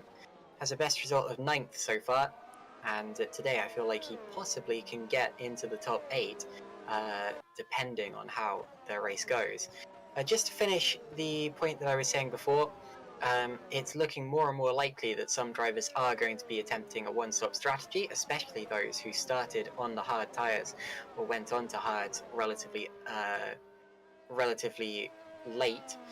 So I think that we're going to have to keep that in mind and not get carried away as we did in Imola. Every driver will need to stop once, so I think it is pretty certain that Matthias Moose is still the net leader of this race, because Williams is going to have to pit. He's going to have to come out possibly in traffic. Matthias Moose will take over the lead in that time. But what will happen in the rest of the race remains to be seen. And that's another thing that I really love about GPWC Super League. It's not just the on-track wheel-to-wheel racing that happens and matters. It's the racing that they do against stationary cars and metaphorical cars as well that really matters. And by that I mean pit strategy, Russ. Well, of course, and we've all got to wait and see how that all unfolds, as we're now on lap 25 of 57 here in the GPVWC Super League race here at the Bahrain International Circuit. And Yannis Volburn with the I keep trying to say it, but I keep getting interrupted about his helmet. You mentioned it looks like Sebastian Vettel. Unless I'm a bit of a Sebastian Vettel fanboy. Do excuse me. Unless I'm mistaken, that is directly inspired from Seb's Spa helmet in 2018, I think? I'll have to ask Yannis. Again, I'm a massive Sebastian fanboy. I kind of like his helmet a bit. So I'll go and ask Yannis post-race. I'll be like, he might not even know the specific race. It might just be, a bit of a copy-paste. But yeah, I'm fairly certain that is from his 2018 Spa race. But back to the front of the pack, and it's Matthew Williams versus Matthias Moose. And well, this will be pretty easy, isn't it? Look how close Moose is. And here we go, Matthias Moose, well, back to the lead of the race. Through he goes. And if he doesn't have to make another pit stop, it should be all about tyre management from this point onwards. Williams trying to fight back in the MDR car, but he is no match for the pole sitter. Matthias Moose goes through, back to the lead. Roll comes in for his second stop. So that releases Brewer and Grankvist. And Rolt goes onto the hard compounded tyres. Okay, but so Rolt will be able to push very, very hard. But if he's going onto the hards now, then maybe the runners who went onto who are on the hards earlier maybe they'll have to stop again onto the Now, softs or the mediums. Who knows? this is about the time. I mean, I expect that may be the case, but this is about the time I'd expect drivers to pit for the hards if they're intending to go to the end of the race. Stefan is intending to go to the end of the race. The thing is, though, I would have expected if drivers were going to do that strategy, for them to have started on the mediums and gone through without making a first stop. They'd have only made that latter stop, which of course would have then been the first stop. So Stefan Rott there with a strategy that I honestly didn't see coming, and we've got to keep an eye on that to see how it goes. He's in 21st position as it stands, coming out just ahead of Philip Puschke, who incidentally recently set the fastest lap of the race. Brewer getting forced off the road there almost by Manuel Biancalilla. Biancalilla needs to be careful, he's got the most penalty points of any driver on the grid currently, and that was a little robust there, and he heads into the pits, so Biancalilla gets out of Brewer's way. And will drop down the order now as Brewer is back into the podium positions. Eris Masciuli ahead of him is yet to pit, as was Matthew Williams, but Williams has now been into the pits, meaning that that's the order now. It's Moose, Masciuli, Brewer. Brewer with the run, Brewer with the inside line. Make that Moose, Brewer, Masciuli. Oh, he's run wide, my apologies. Look at this, Brewer coming back at Masciuli coming back at Brewer. And doesn't have the run for it, but that's going to cost Brewer a couple of tenths of a second there. Little bit of a mistake, but anyway, they are okay. It's still pretty tough to work out the order because it looks if we are going to have different strategies in play here, 1 stops and 2 stops, and some of those haven't yet played out. Some of the drivers who will be making pit stops have not yet come in. Just to finish what I was saying about Puschke setting fastest lap. If he finishes where he is, he won't score a point for it because he needs to finish in the top 15. Although he will, of course, stop anyone else from taking a point for fastest lap, and that will directly impact whoever has the fastest lap out of everyone in the top 15, because it doesn't carry over. It's not like it goes to the fastest driver in the top 15. It goes to the fastest driver in the race only so long as they finish in the top 15. Yes, a little bit of a complicated rule. Perhaps a bit more complicated than it should be in my opinion. But that's the rule. I don't make the rule book. I just kind of sit here and talk about cars, and apparently I'm supposed to be okay. I don't know. Masciuli comes in for a set of the soft tires. Oh, but that might be his first stop, so he might be going on to the mediums to the end. Maybe. I think that is Masciuli's first stop this race. So, Moose from Brewer from Grankvist is once again your top 3, but Moose this time has a healthy 7-second lead. Well, as I say that, it's actually 6.7 to make it exact, but the point remains is that early stop has really paid its dividends, but as the race now closes in on its second half, questions are going to be raised. Does he need to stop again? Can he go 40-odd laps on the same set of tyres? I honestly have no idea. I mean, we saw it last time at Imola. The 1-stop guys went a long, long way. Let's see if Moose can do it this time round as well. Can Brewer and Grankvist close that gap on the fresher rubber as well? Moose has been phenomenal out there today, but Brewer has been the fastest driver on track. And as the race will hit its halfway point in a short moment's time, Brewer, of course, will need to stop again. Remember, he is on the medium tyres, as you can see there on the graphic that's just popped up on screen. So Brewer will probably he will definitely have to stop again, because there's no way he's going that distance on the mediums. Moose and Grankvist, I'm not sure. We'll have to wait and see, but we are now at the halfway point of this race. And of course, a big hello and welcome if you're just joining us. You've missed a very exciting event so far here at round 2 of the GPVWC Super League Championship. And well, as the race continues onward, Yannick Bock chasing down Germano Zappala for that 6th place. Of course, points awarded as you'd expect here in GPVWC. It's the normal stuff. Biancalilla, a 1:30.059 fastest lap. That's wow, that's a great lap there. And Biancalilla, I said earlier he was doing a good job and is in contention for points here. He's genuinely ahead of Stefan Rott in this race at this point in time, because Rott, of course, has stopped, and Biancalilla has stopped as well. Rott stopped twice, of course, but there's no guarantee Actually, looking at Biancalilla's tyres, of course he's on the soft tyres, so he probably will have to stop again. But even so, good lap there from Manuel Biancalilla. And he's still got a little bit of work to do if he's going to get some points later on. But it's not impossible at this point in time. Dan Brewer, now the gap for the lead down to 6.5 seconds. About 10, maybe 10 laps ago, it was about 10 seconds, so it's come down. Not coming down hugely quickly, we don't have to watch it happen as it happens, but he's definitely faster than Matthias Moos at this point in time. And probably outright in this race. Of course, Moos out-qualified Dan, but we don't know what their ultimate pace would have been. Here's Yannick Bock taking a look at the two Pescara cars just ahead of him. Pescara were unlucky not to score their first podium last time out at Imola, and Alessandro Quinte was very strong pretty much all the way through that race. Out towards the chicane now. The less of a chicane, more of a sequence of sweepers there. It's a far chicane, maybe. I don't know. Is it? Yeah, I don't know. Actually, let me Google it. I mean, again, the joys of sim racing is I'm sat at my desk at my computer and I can open Google when I want to do this stuff. I don't know if it's classed as a chicane. It doesn't really matter, but anyway. Of course, two different sequences of sweepers on the circuit. We're about to see the second sequence. Here's David Feiduck. I don't think David's been into the pits at all yet. He's leaving it out rather late on those hards, but why not if you feel you can... I wonder if he's maybe going straight to a soft set later on. I think it might be a possibility. Difficult strategy to pull off, but we'll see.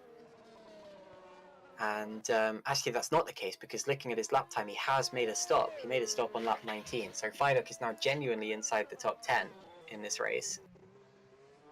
That's an improvement, actually. I feel like he started a bit further down the order than that. Good job from David so far. As well as Mitchie Hoyer, a couple of cars up the road from him. Still think Mitchie is on course for a top 10 finish, but we're at this stage in the race where it's very difficult to tell. Now, as for the top three drivers, you see that hard, medium, hard, their tyre compound. I reckon all three of them are going to pit for another stint on softs towards the end of the race. I don't know for sure, so don't hold that to me. Don't sue me if I get it wrong. Drivers like to be very secretive about their strategy. They like to disguise it as the race is going on. But it would make sense for me that they would all come in for a set of softs before the end of this race. Of course, if we do see a change of position there and a driver's come into the pits and drop back, we have to call it how we see it. But it's definitely not comfortable yet for any one of those drivers, especially Brewer in second position. He's used up a set of medium tyres. Well, sorry to interrupt you, Caitlin. I've got some bad news for you. I don't think it is a chicane. Oh, okay. Does it? I think it. Yeah, I think it's classed as a set of S's, if anything. But yeah, I think it's too fast to be a chicane. Apparently, Wikipedia defines the chicane as like not a slow, but it's like a sharp left-right. So maybe it's an S's. I mean, this is like a chicane down at turn 1, kinda. But I don't know. You can I see don't make racetracks, so I don't know. Oh, sorry, David Feiduck taking a look there at Leon Buck for 9th position. You see what? As much as this chicane talk, this chicanery is very interesting.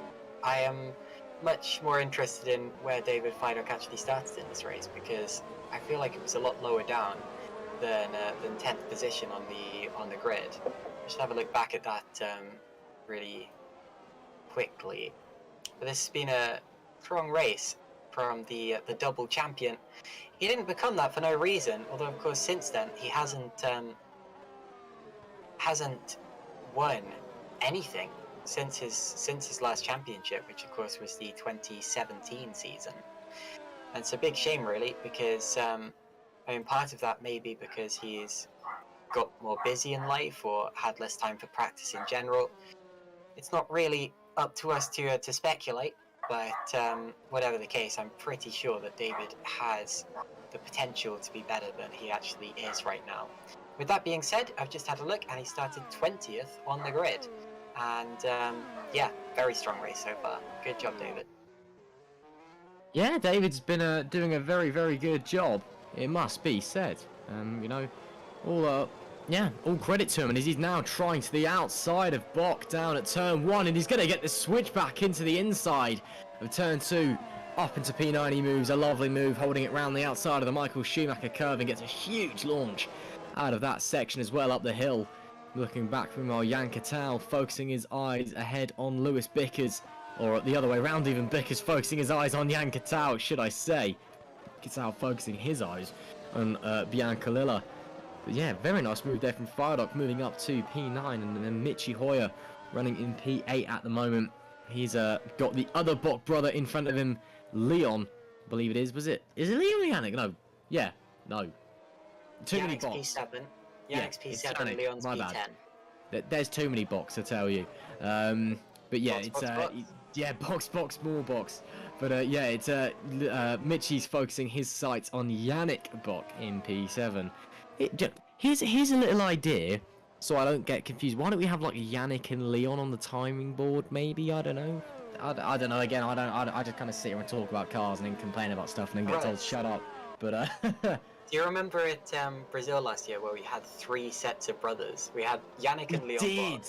We had Laurent and Matteo Keersmakers, and we had Adam and Luke Maguire all on the grid together. That was pretty crazy, not gonna lie. Who's this we're seeing? So that's Yannick getting closer again to Alessandro Quinte down the straight, bringing Hoyer and Fidock with him. I'm liking what the social media manager for GPVWC has done. They posted a poll here about who people think is going to win the race. Interesting to see. So Matthias Moose is currently leading that, but only with 44%, despite leading by 5 seconds at this point. So obviously, they agree with me that this race is not as straightforward as it seems right now. And actually, Jan Grangfist has more votes than Daniel Brewer, despite being 5 seconds back from him and dropping. Of course, I think what swayed people in that direction is the fact that Brewer is on softer tyres. And later on in the race, when they're on equal tyres, there's a good chance that Jan Grangfist is going to... I mixed the 2 names together and got Gran. Going to catch up, my apologies. Someone else, 15% of people have voted for someone else. I think that's a bit of a push, because these 3 have been so much in control of the race since the start. I think they probably all need to come together for someone else to win it. Or is someone else going to go for a crazy one-stop strategy or something like that and come out of nowhere later on in the race? I mean, it happened at San Marino, so yeah, keep your eyes peeled. Matthias Moose is in the pits, so Moose comes in from the lead of the race.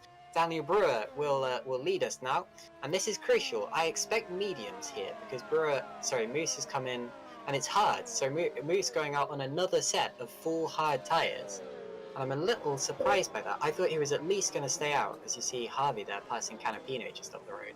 I thought he was at least going to stay out until he could switch onto the medium Compana tyre. So I take back what I said earlier about the top 3 all doing a stint on soft towards the end of the race. I reckon Brewer and Grangfist are going to hold out for another stint on mediums. But yeah, I'm surprised to see Moose going on to hards there. It's risky because now the others have the option to make their cars a little faster and potentially pull in that 5-second gap. Yeah, absolutely. I mean, while you were saying that, I did actually just get mentioned by the GPVWC Twitter account. Apparently, that we've already had that idea chucked around. So kudos to whoever's behind the Twitter today. Clearly, it's an idea that's maybe a good one. If I'm now having the official GPVWC Twitter agreeing with me, and of course, if you don't follow the official GPVWC Twitter, you can go and follow the official GPVWC Twitter at GPVWC, and of course, you can go and follow all of the other social media pages as well to keep up to date with the latest GPVWC content. And of course, You can subscribe to the YouTube if you haven't already. Like the stream if you haven't already. It really means a lot to everyone here. And of course, on the subject of social media, do keep on commenting, keep on posting with the hashtags, hashtag GPVWC, hashtag Superleague. Of course, myself and Caitlin, as I've said many times today, we are always watching along. We are always reading your comments, always, you know, having a look at what, I mean, Caitlin was literally just talking about a fan poll literally 5 minutes ago. So there you go. She's clearly keeping in touch. Back to the action anyway. Michi Hoyer is currently in a bit of a sandwich between David Fiddock and Quinte as he, box got past Quinte. So Michi Hoyer is now trying desperately to try and do what he can. Michi's had a very good race, it must be said. He's been slowly moving up the order. You know, not the best qualifying by his standards, of course. Again, he did miss the first round, so he's coming into this race a little bit scruffy. So he's, you know, he's put a very good race. I mean, honestly, I genuinely think that I would chuck Michi in as, you know, one of my drivers of the day so far. He's been quietly impressive. I've kind of been watching him from a distance. You know, obviously he's not really been in the main battles up the front or whatever. As you know, we're kind of waiting now for Brewer and Grankvist to come in and do their thing. But, you know, Michi's just been working his way through, doing what he does best. He's now up to P6 from P12, looking for P5. You know, I think he's had a very impressive performance. And there is Daniel Brewer into the pit lane from the lead of the race. So Brewer reacts to Moose. What tyres does he put on? Where does he come out in regards to Matthias Moose? It's all wait and see. Are they yellow? Are they yellow? If they are, then I win 5 bonus points, I guess. Looks they're like yellow. Yes, they're yellow. Fantastic. Okay, so yeah, Daniel Brewer exits the pits now. Matthias Moose has already gone through, and it looks like once again he's gained several seconds over his rivals here. So Matthias Moose there. And yes, he's gained about 3 or 4 seconds now, and he's going to gain even more because Brewer is in heavy traffic. Goodness me! So Moose has got this strategy absolutely right. Both pit stops, both pit windows, and there. Oh, and through goes Brewer on the inside of Aras Masculi there, almost immediately. Now we wait for Jan Grankvist to see where he will come out. Of course, he had a few seconds deficit to Dan Brewer anyway. And maybe there'll be someone coming in his ear now saying, "Don't pit yet. You're going to come out in heavy traffic." Dan Brewer did it, and that's what has happened to him. Stay out. Maybe go into the softs if you can. We'll see how that pays out. Trouble is, he'll probably still have to pass cars in track position if he does so. By the way, just quickly, credit where credit's due. We were talking a lot about the social media manager there. His name is Eon Harmon. He's from Dublin, and he's doing a very, very good job, as he does every single week on the GPVWC Simracing Twitter and, of course, YouTube chat as well. Eon H5, if you're looking for in the YouTube chat as well, saying, follow my coverage on @GPVWC. So... no, my apologies, sorry, Argo Tida made the YouTube poll. Eon does the Twitter stuff, and Argo Tida, as well as being the cameraman, made the YouTube poll. My apologies, Argo, I didn't realise. Yeah, credit where credit is due, or in that case, credit where credit is maybe not quite so due. But anyway, well done, Argo. Good job with the YouTubey stuff. So, Jan Grankvist is going to be staying out a little while longer. But does he dive in this lap or not? I'll be keeping my eye on that as you keep your eye on Daniel Brewer, finding himself behind Stefan Ruhl, who, remember, we expect to go to the end of the race on those hard tyres. He's already been in twice, and it would be quite a stretch to do 3 stops and justify that within the strategic limits of this race. Leon Bock just passed Alessandro Quinte there, out on track. That's for P6. He's been trying that move for a long, long time, and he's done it down into the S's, the sweepers. That's quite a place to make an overtake. I know there is a DRS zone right before that, but usually that DRS zone is only there to keep drivers in contention after the twisty bits and allow them to set up a move for the front straight or maybe turn 4. You have to set up a move a few corners in advance, but if you're Leon Bock, just go for it, mate. You've got it. Anyway, here's Dan Brewer lining up Stefan Ruhl. He's on much, much fresher tyres and is likely to go through this time around. Although Ruhl here also has DRS from Bianca Lilla. That's a big dive. They're 3 wide down into turn 1. And Brewer makes a double overtake, and it's clean. Yes, great move from Dan Brewer there. He makes up 2 positions into P12. Look at Rourke coming back at him maybe. On the exit, he has the DRS open. And it looks like I maybe spoke a bit too soon. No, because Rourke's had a twitch and dropped back behind Dan Brewer. Well, there you go. Position changes galore. Just a comment, Caitlin. I think it's actually pronounced Owen Armin. I think that's how you pronounce it. Irish is it's a weird place, Ireland. Obviously, no disrespect to anyone watching who is Irish, but I think it is pronounced Owen. I think that's how they spell Owen over there. Correct me if I'm wrong. It might be Eon, it might be Owen. Who knows? I think that's how you pronounce it though. So someone will get his name right eventually. But yeah, he's the man behind the Twitter and all of the social media stuff today. Anyway, back to the action. Enough of Irish names. Let's look at what's going here in Sakhir, all virtual Sakhir. Anyway, Matthias Moose is chasing down Masej Mionic for P8 as it stands. Grankvist staying out there. Grankvist has got to come in at some point. That's Quinte coming in there. Grankvist has got to come in. I know that. Whoa! Huge defending from Mielnik, and he still comes out in front as well. So Moose must have lifted off. Whoa! Michi Hoyer comes in as well. That could have been huge. Very aggressive defending there. Quinte's gone. Quinte's gone. Well, I don't know why that is, but keep watching as Matthias Moose goes to the outside of Winnick and backs out of it. But yeah, Alessandro Quinte, who was running well inside the top 10 in this race for quite a long time, appears to have either disconnected or I'll have to look back at that one. But that is a big shame. He had rotten luck 2 weeks ago, and he's had rotten luck this time around as well. What a shame for Alessandro Quinte. There is Matthias Moose and Yannis Vorburn there. I've pretty much forgotten about Yannis in this race. He's been doing a good job, but he hasn't really been involved in too many of the fights or whatever.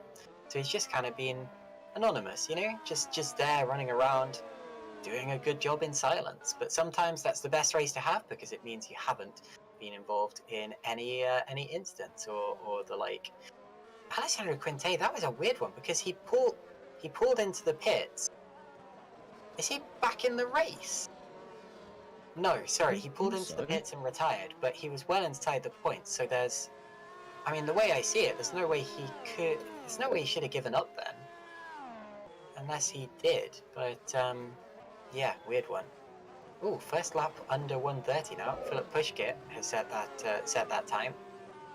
There's Germano Zapalarex in the pits. Pushkit is an interesting one. He's been flying all throughout this race, although somehow is still down in 23rd. I wonder if there's been mistakes and stuff that we've seen. Of course, he had a poor qualifying. Just poor consistency there from Philip Pushkit, I imagine. That's one thing that our champion will know how to work on for the rest of the year. Our former champion, 2014 and 15, I believe, Philip Pushkit won it. So it's been a while, but he's still got that winning urge inside of him. Still knows how to do it. Yeah, absolutely. I mean, there's a few drivers out there, you know, just again have that winning urge, I suppose. You know, winning a race, it's weirdly not as easy as it seems. You know, because especially winning for the first time. I mean, you know, I've only ever won one sim race in my illustrious career of kind of giving up about a year ago, when I realised that I was better at speaking about it than actually doing it. And I kind of got gifted the race when the front runner kind of got taken out at turn 1. And as we see there, Brewer to the inside of Harvey, down into the final corner. Surprised he didn't wait for the DRS, but, that could come back to haunt him. But, well, he does get a good kick at the final corner anyway. Let's see if Harvey closes up. Yeah, Grankvist just been into the pits. So, Grankvist, the mediums, and he's the last. You know what I meant. He's the last of the top 3 in this race. 2 have come in. Let's see where he exits. Masculi goes through, but he's not fighting him. Where's Matthias Moose? Oh, he's long gone. Matthias Moose is miles up the road here. And Dan Brewer is as well. Grankvist, I don't think, is in contention for the podium anymore. I reckon that he's lost quite a lot of time there. What do you think, Russ? I don't know. I mean, he is a long way down, but there's still 15 odd laps left to go in this race. A few drivers are yet to pit again. So, I don't know, Grankvist maybe, we'll have to wait and see, but he has lost a lot of time. Oh, who knows? So who are we looking at for the podium then? Yannick Buck is likely to pit again because his last stop was on lap 18. I don't see anyone going to the end from there, even if they have gone onto hard tyres. I don't want to say that for definite though, because I mean we were wrong last time. Leon is going for a very similar strategy. See if Mathieu and Winnick's been in recently. Lap 22. It's a bit closer, isn't it? Mathieu now under. Oh, he's attacking Leon Block. So Mathieu for second place now. Up the inside, they've got Matthias Moose right on their tail, and Winnick goes through. So Winnick takes second place for the time being. I think so. Matthias Moose. Sorry, as we've seen, I've just noticed that Bianca Lilla and Masculi have also just come in as well, putting Walk into the top 10. Oh, Walk going wide. Matthias moves through into P3, gaining places, gaining time. There you see the number of pit stops that drivers have made on the left-hand side of the screen. The trouble with this race is it's not necessarily the number of pit stops people have made that's important. It's when they made their last pit stop, because that shows you kind of how long they've been out for and when they're likely to stop again. Volburn, I think, is going to stop again because his last stop was lap 21. Unless you can go 36 laps on hard tyres, it might just be doable. I mean, he's not going to win the race. Matthias Moose is already long past him and a lot quicker at this point in time. Daniel Brewer is probably about to overtake him as well. This is a really intriguing one because Jan Grankvist, who was looking very, very good, I think is probably less likely to finish on the podium than Stefan Rohr right now. But it's very, very difficult to work out. Yeah, who really knows? I mean, again, last time out, we all thought Duval had to pit again before the end, so we were kind of waiting for him to come into the pit box, and then about 5 laps from the end, it was like, oh, hang on, he's not pitting, and oh, hang on, here goes Volburn to the outside of Bock, and Volburn getting through Bock. They're still side by side through turn 2. Bock retakes the lead, but here comes Dan Brewer, gonna go 3 wide up the second straight, all crossing places. Volburn to the inside, Box in the middle, Brewer left hang out to the draw on the outside. Bit of banging wheels there from Volburn and Leon Bock, but Volburn squeezes through. Leon Bock drops down to 5th place, and Daniel Brewer, well, didn't get anything from that little cluster, that little mess that they had going on there. But wow, great stuff there. Really exciting action and very nearly an accident as Volburn and Box swap places on the way into the braking zone. Look at Daniel Brewer getting closer and closer in the DRS range. He's pulling to the inside. This isn't a place you go for a move. No, it's not. He decides against it. Bock a little bit wide as well. Brewer, of course, on that medium compounder rubber. Fresher tyres as well compared to Leon Bock. It's probably only really a matter of time before he gets through, especially if he gets the DRS. I mean, look how close he is as he's coming down that back stretch. He's not going to go for the dive at the inside. He's going to wait for the DRS, slide through, as you do, easy as you like. Watch this. So, coming up to the DRS line, there you go, DRS open on both of them, but Daniel Brewer is so close, he's going to pull up to the inside, he's going to get through before the braking zone's even done. That is a very, very easy move from Daniel Brewer, up the inside, on the fresh rubber, and now he's got Volburn set his sights on. Very nice stuff. Does have to be careful about the DRS here, but he will also have DRS from Yannis Volburn, who is expecting and hoping to pass soon. I've just been looking at the YouTube chat. A lot of excitement about Matthias leading this race. Lots of hashtag Go Matthias, and Chris Shepard saying yes, yes, yes, Moose. So yeah, lots and lots of Matthias fans there. I'm liking the expert analysis from the Iceberg, saying, I'm not sure about the strategy from Grankvist. He seemed to do some quite slow laps with hards, which would have indicated him saving tyres, but then he still pitted. This is a really weird one, to be honest. And yeah, it absolutely is. And I was thinking exactly the same thing there, because Grankvist, I feel like on paper his strategy was a good one, but he just hasn't made it work very well. and that's why he's dropped back. And you wouldn't really expect that from the Super Lights race winner, but he's still driven very well. I mean, his actual race pace and his performance has been good. It's just that it hasn't been consistent enough. The Iceberg also adding Yannick Bock is the next one who could actually try going to the end. He pitted same lap as Grankvist the first time. He did, and he could.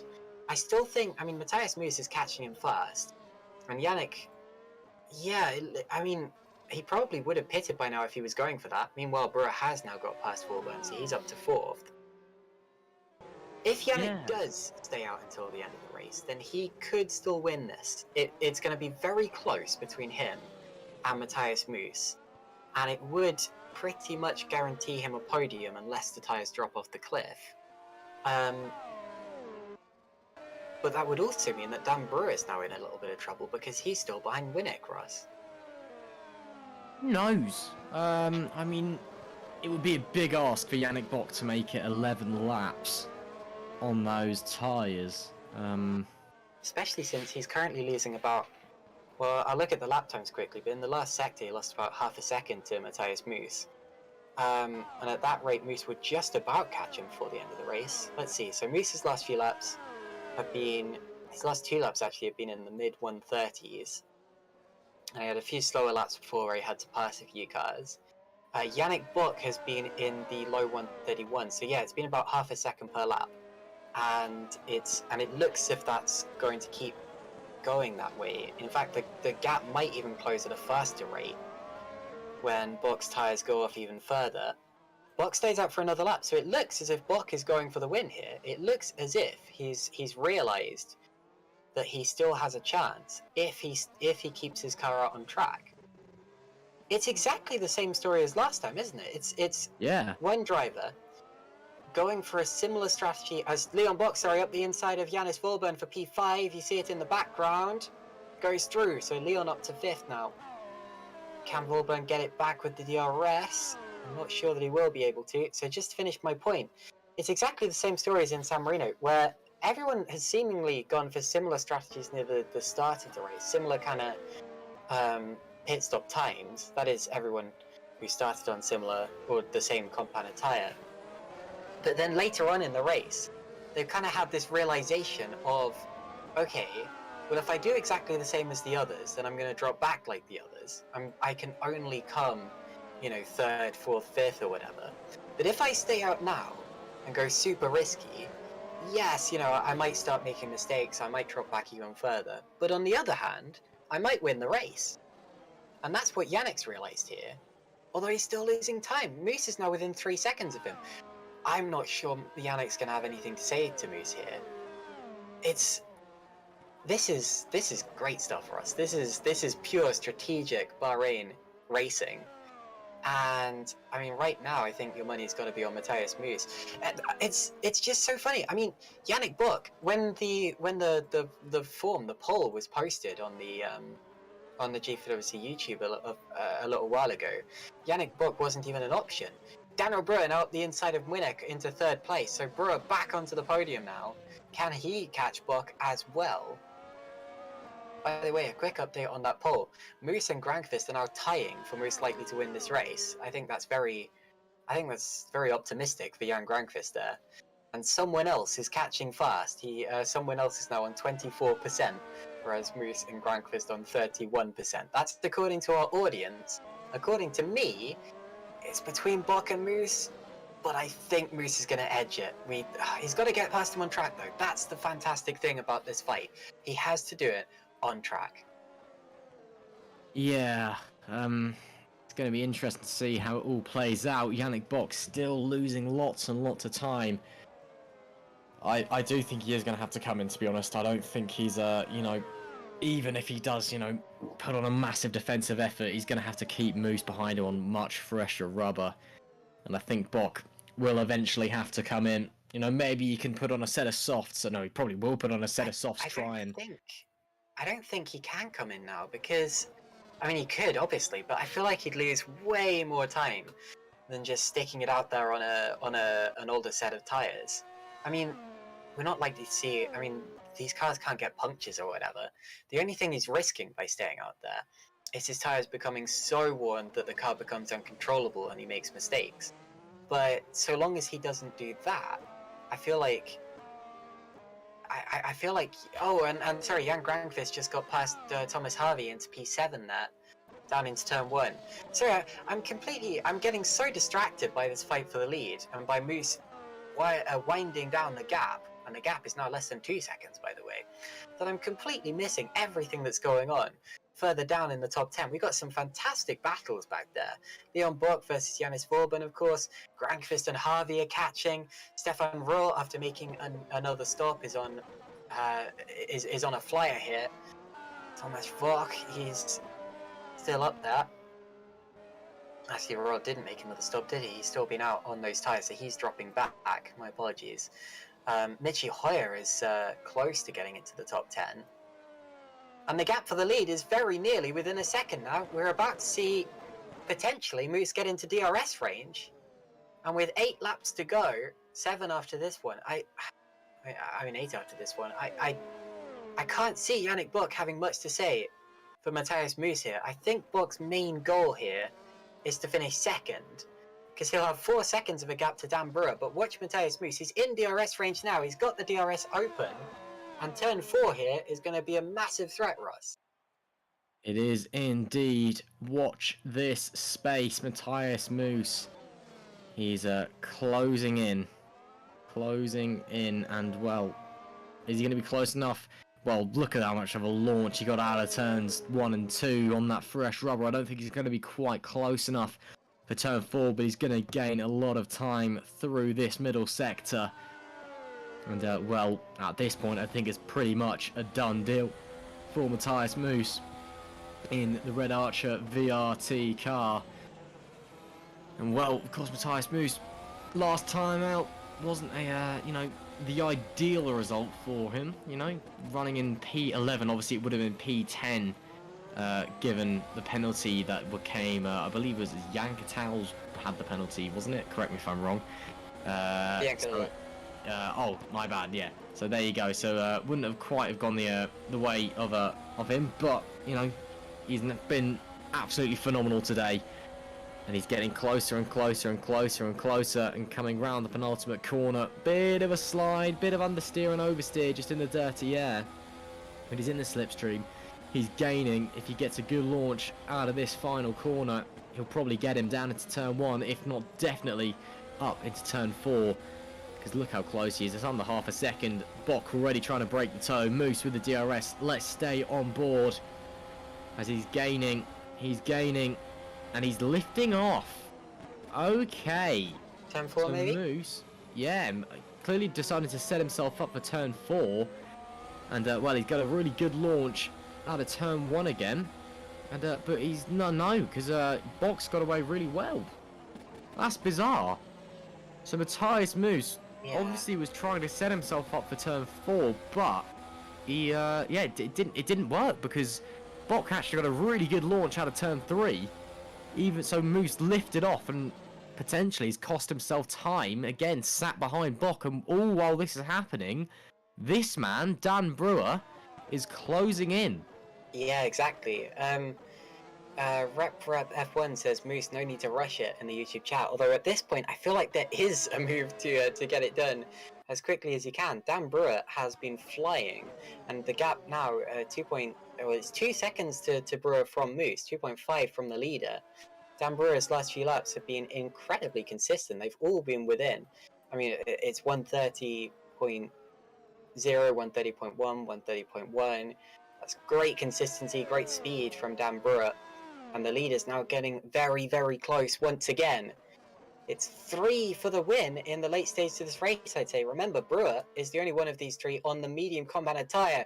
Yannick going very defensive. I think we're about to see a change on this lap. Matthias Moose has the DRS. He's going to go to the inside line. Yannick going very defensive, moves across, but leaves him room. Matthias Moose takes the lead of the race. Now what can Dan Brewer do? Because Brewer will be within a second any second now. Also, can Yannick come back at Moose on the exit of turn 3? He's taking a look, and he knows that it's over. He knows that he doesn't have a chance now to win this race. He drops back, and second is his. Meanwhile, Liam Duval has set the fastest lap of the race, although unfortunately for our winner last time out, he is still down in a 20th position in this race. And the only thing you can hope for is to take points off of other people. Jack Mayer as well has just retired. So we have 25 drivers remaining in this race, 24 drivers remaining in this race after Alessandro Quinte's disappearance. But yeah, fantastic stuff from Matthias Moos. And now the fight for second is on, and I think Dan Brewer is going to get it. So I think we may still see a fight for the lead between Brewer and Moose in the late stages. It always looked it was going to be that way throughout this race. I was expecting Grankvist to be involved in it earlier on, although he's kind of dropped back throughout the pit windows. But this lap, Dan Brewer is going to have his first attack at Yannick Buck. Out of the final corner they go. Down the straight, he has the DRS open. Is he going to pull out to the inside? He does. Buck doesn't go as defensive this time around. He knows that he doesn't have a chance. Dan Brewer goes through into second position and gets the power down with those medium tyres. Leon Buck now versus Jan Grankvist. Grankvist goes back up to 5th place. But still a sting in the tail in this race for Jan Grankvist. He's not going to settle for P6. He's up to P5 already. Less than 2 seconds is gap to Winnick as well, so it may not be over in that fight either. So that would be for P4. Yeah, so... Oh, sorry, Caitlin. No, sorry, carry on. Well, I was just going to say, there's, about 5 laps left in this race, and still, we're not quite sure what's going to happen coming to the end. Brewer is definitely closing, so I think this could be going down to the very, very last few laps, and, well, we'll have to wait and see, won't we? Bock as well, still holding on there in P3. Grankvist, I'm not sure if he's going to be able to sneak back onto the podium, to be honest. I think he's too far back. So yeah, the important thing here for Bock is that he has 8 seconds of an advantage over Maciej Winnick. So it looks as if Bock is pretty safe there. Winnick, on the other hand, is not safe because he made a pit stop. He made his last pit stop quite a long time ago now. Looking at the statistics, it looks as if it was lap 22. So 22, sorry. So yeah, a very, very long time ago. He is going to be under insane pressure now from Jan Grankvist for the rest of the race. Here is Stefan Ruhl up the inside of Thomas Harvey, who gives way. Ruhl on quite old and hard tyres as well, so that is some good going there from our reigning champion with the number 1 on his car. Dan Brewer is now within DRS range of Matthias Moos. The gap for the lead is less than a second. We're going to have a real showdown now in the last 3.5 laps of this race, Russ. Oh, we are indeed. Matthias Moos has been phenomenal today, don't get me wrong, but Daniel Brewer has looked so fast in terms of raw race pace, and now his strategy is going to pay dividends. On lap 54 of 57 in round 2 of the GPVWC Super League Championship, and it is just over half a second separating Moose from Brewer, and Brewer is on fresher, softer tyres. On paper this is only going one way, but can Moose put on a hell of a defensive display to keep the VRM Esports car behind him? He's already going defensive. Brewer with the DRS, he's got a huge run pulling all the way to the outside. He's already in front. And well, we thought this battle was going to go down to the last lap. It may be already done. Daniel Brewer goes into the lead of the race as they go on to lap 55. And Matthias Moos will try and fight back, but I'm not sure how much of a hope he has on those older mediums. And you've got to give it to Dan Brewer, Caitlin. He's driven a brilliant race today. Amazing stuff from Dan Brewer. He wasn't really that high on the grid at the start. He qualified 6th, remember, and he's up to the lead of the race now. He's won before in Super League. He won the 2019 US Grand Prix. This would be his second victory if he was to take it, and it would put him firmly in the lead of the championship after his second place last time out. Look at this gaggle. This is crazy further back. This is Stefan Roll ahead of Thomas Harvey, Michi Hoyer, Yanis Vorburn, Tomasz Vok, Germano Zapala, David Fidok, and Daniel Stepkowski, all absolutely together. The fight for 7th down to 14th. It looks like the second lap of the race, and it's the 55th. This is amazing stuff here. With the DRS open, there hasn't been a safety car to bunch them up or anything like that either. Who's this going for a move? That would be that's Germano Zapala in the Pescara car getting past Tomasz Vok for P11, gets it done. Meanwhile, quick update on the leaders. The gap now is 9/10 of a second after that lap, so Brewer is getting away. He's still not out of DRS range, but he's getting away, and it looks as if he's the favourite to win the race now. David Fidok up the inside of Tomasz Vok gets 12th place. Ooh, and almost a touch there as Vok gets over the curb and saves the car. And Grangfist got past Winnick. So Grangfist, who's been catching Winnick for a number of laps, has run wide but kept the place there on much fresher tyres. And further back, we've got Hoyer now up into the top 10, and he gets up to 8th. So Harvey and Winnick's got back past Grangfist. Sorry, this is for P4. Winnick up the inside of Grangfist. They touch wheels. Grangfist not trying to give it up here. Has to, doesn't, does. So Winnick 4th, Grangfist 5th. This one's going to go down to the wire, even if the lead battle does, and he dives back to the inside. Great move. Jan Grangfist catches matching Winnick completely off guard there. Brilliant, brilliant stuff there. In the battle for 4th position, Winnick's not going to have the DRS, but this isn't really an overtaking zone here, and Grangfist will have the better acceleration anyway. Leon Buck's catching them in all of this. And the battle behind them is still going on for 7th through to 14th. My goodness, Ross, what a race. What a move there from Jan Grankvist to get back into 4th. It may not be a podium, but it shows just how good he's been today. And this massive battle, I said at the start of the warm-up that we were going to be nose to tail the entire race. And what do you know, we're getting battle after battle as we head onto the final lap, lap 57 of 57. And just look at it. We're on the final lap of a virtual motor race, and they're still this close. How? Liam Duval's day has just gone from bad to worse. He is already outside of the points, and he's just run into the back of Manuel Biancalilla. Sportingly waited for him on the exit of the corner, so Biancalilla's gone back through. Look at Michi Hoyer up the inside of Stefan Ruhl. P7 is Michi Hoyer's, and this would be his best result in GPVWC Super League if he was to finish here. This is the last lap of the race, and he's going to have to go super defensive now. As for the leaders, there is no DRS involved now, so it looks as if it's Daniel Brewer's to lose. Out of the corner, Michi Hoyer has the place, P7, his previous best result, P9. Half a lap to go now for Dan Brewer in this race. He's had to fight super hard with Matthias Moos. And talking of super hard battling, Harvey might still pass Rod now. Or a big twitch for Grankvist, and Leon Buck's getting through to 5th. Grankvist had made a mistake, and Leon Buck takes 5th place on the last lap of the race. Makes it stick up towards the S's. Shame for Grankvist, because earlier in the race it looked as if he was set for a podium, maybe even a win. He's going to finish 6th. Dan Brewer rounds the final corner of this race, puts the power down. And with a little slipstream from a back marker, he is going to win this race, which he deserved so thoroughly. Great stuff from 6th on the grid. Matthias Musel-Pulsither is 2nd. Yannick Buck will be 3rd place. Goes a long way on those hard tyres. Great drive from Yannick.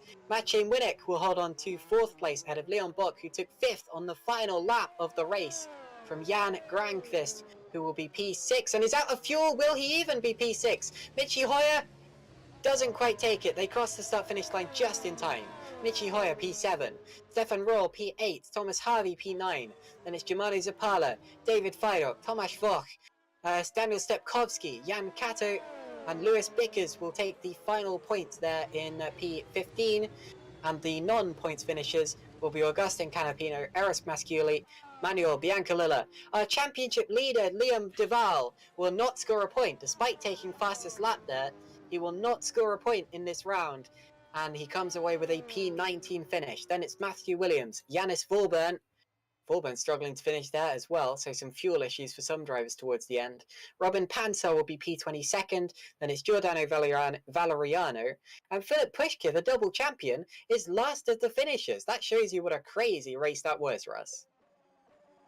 Well, I'm still kind of processing what's just happened, to be honest. What an amazing race. There you have the final results. Brewer, Moose, and Bock is your podium. Yannick Bock holding on for that P3. Great stuff with Yannick and then Liam Bock in P4 and 5. Granfus just holding on to P6 after running out of fuel on that mistake on the last lap. Mitchie Hoyer manages to move up to P7. A great race from him. Then it's Stefan Roll, Thomas Harvey, and Germano Zapala rounding out your top 10 positions.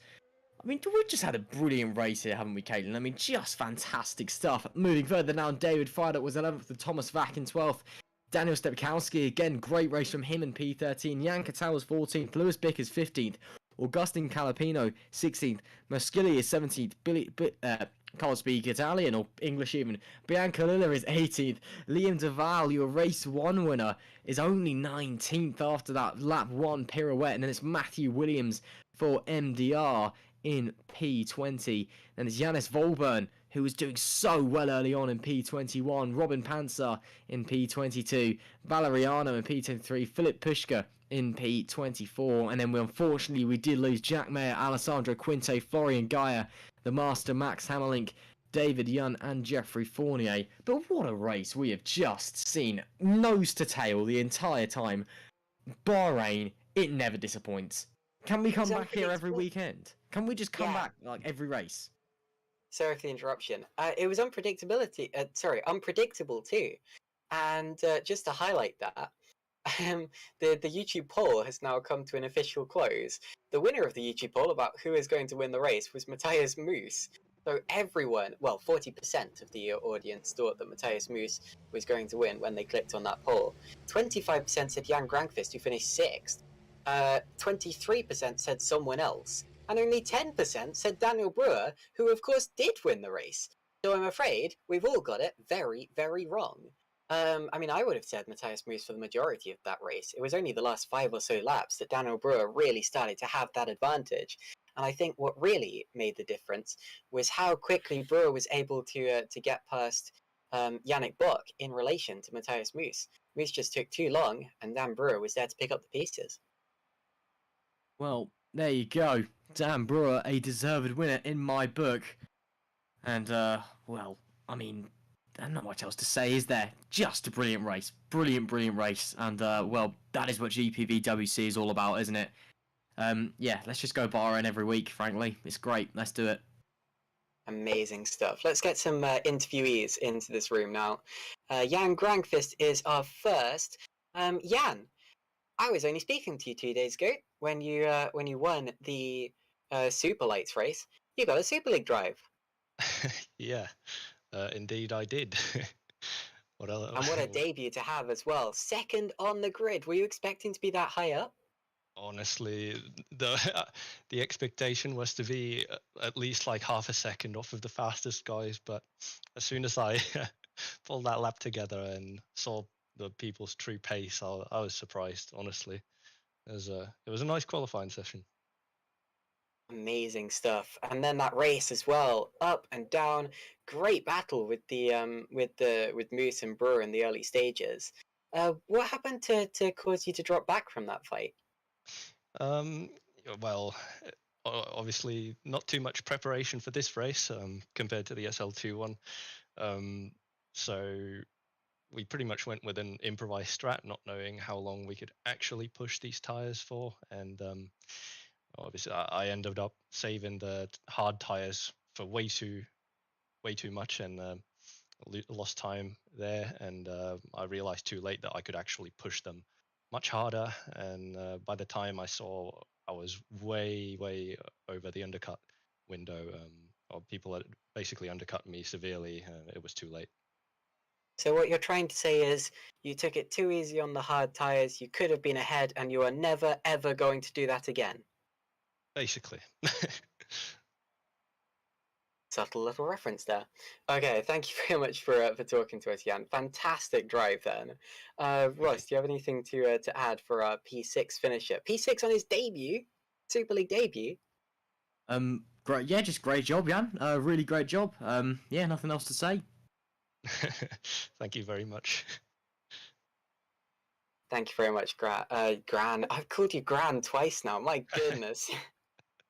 Jan Granqvist. That was our first interview of the day. Russ, since we still don't have any of our podium finishers in the interview room yet, do you want to have the unenviable task of interviewing the only person who is there who happened to crash out today? Ah, yeah, go on then. We'll drag Florian Gar in. Florian, can you hear us? You. Well, not the ideal day today. I mean, it was all going pretty well, and then next thing you know, you're in a wall. Just talk us through that. I mean, quali was pretty decent. I must say, I smashed my PB by 3/10, so I was pretty pleased with that. Yeah, start kept my nose clean and just try to avoid carnage really wherever it happened. I mean, people always try to win it on lap 1 for some reason. And then yeah, I was on hards trying to go long to keep my options open for a possible one stop. But yeah, once the front runners pitted, and they just tried to get past so quickly, when I had the contact with Brewer, like all he has to do is wait 50 meters or maybe 100 and use DRS and he's passed, but now he has to get past on exit and he's crashing me. Like, I don't see really the reason behind that. I mean, I'm on hards and he's on fresh tires. What the hell? So yeah, not really pleased with his actions there. Yeah, obviously an unfortunate end to your race, but you know that's how it goes sometimes. I mean, if you hadn't have met the wall, do you think you could have had a good position today? Points would have been very, very tricky, I must admit. Probably around P18. I don't know where.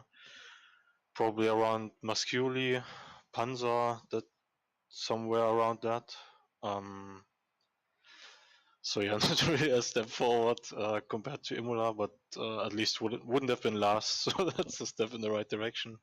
I just want to give a shout out to Dave. He did an amazing job today, starting P20, finished P11. It just shows that he's still the great racer that he's always been. So really happy for him and the team. Well, there you go. Thank you for joining us anyway, Florian, and well, a big shame today. What could have been. Thank you. Yeah, thanks for having me, man. No worries. Unlucky, That was... Florian. Okay, we can now speak to one of our podium finishers. We have Matthias Moose, who finished P2 there. Your first podium in GPVWC Super League. Matthias, how are you feeling? First of all, hello.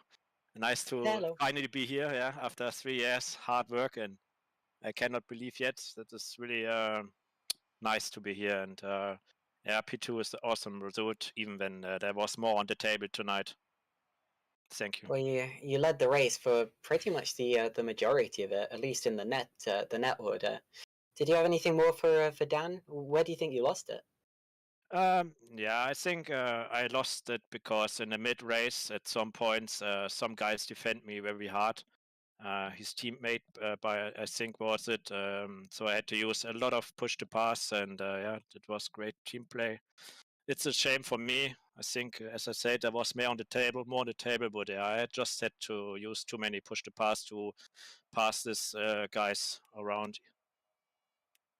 On a slightly brighter note, though, that is 8 positions higher than you finished last time out in San Marino. You've made a lot of progress over the last 2 weeks, eh? Yeah, the qualifying was the key. Like it's always the key. Like in the last years, I was always a bit off from my PB, and just this lap was today really good.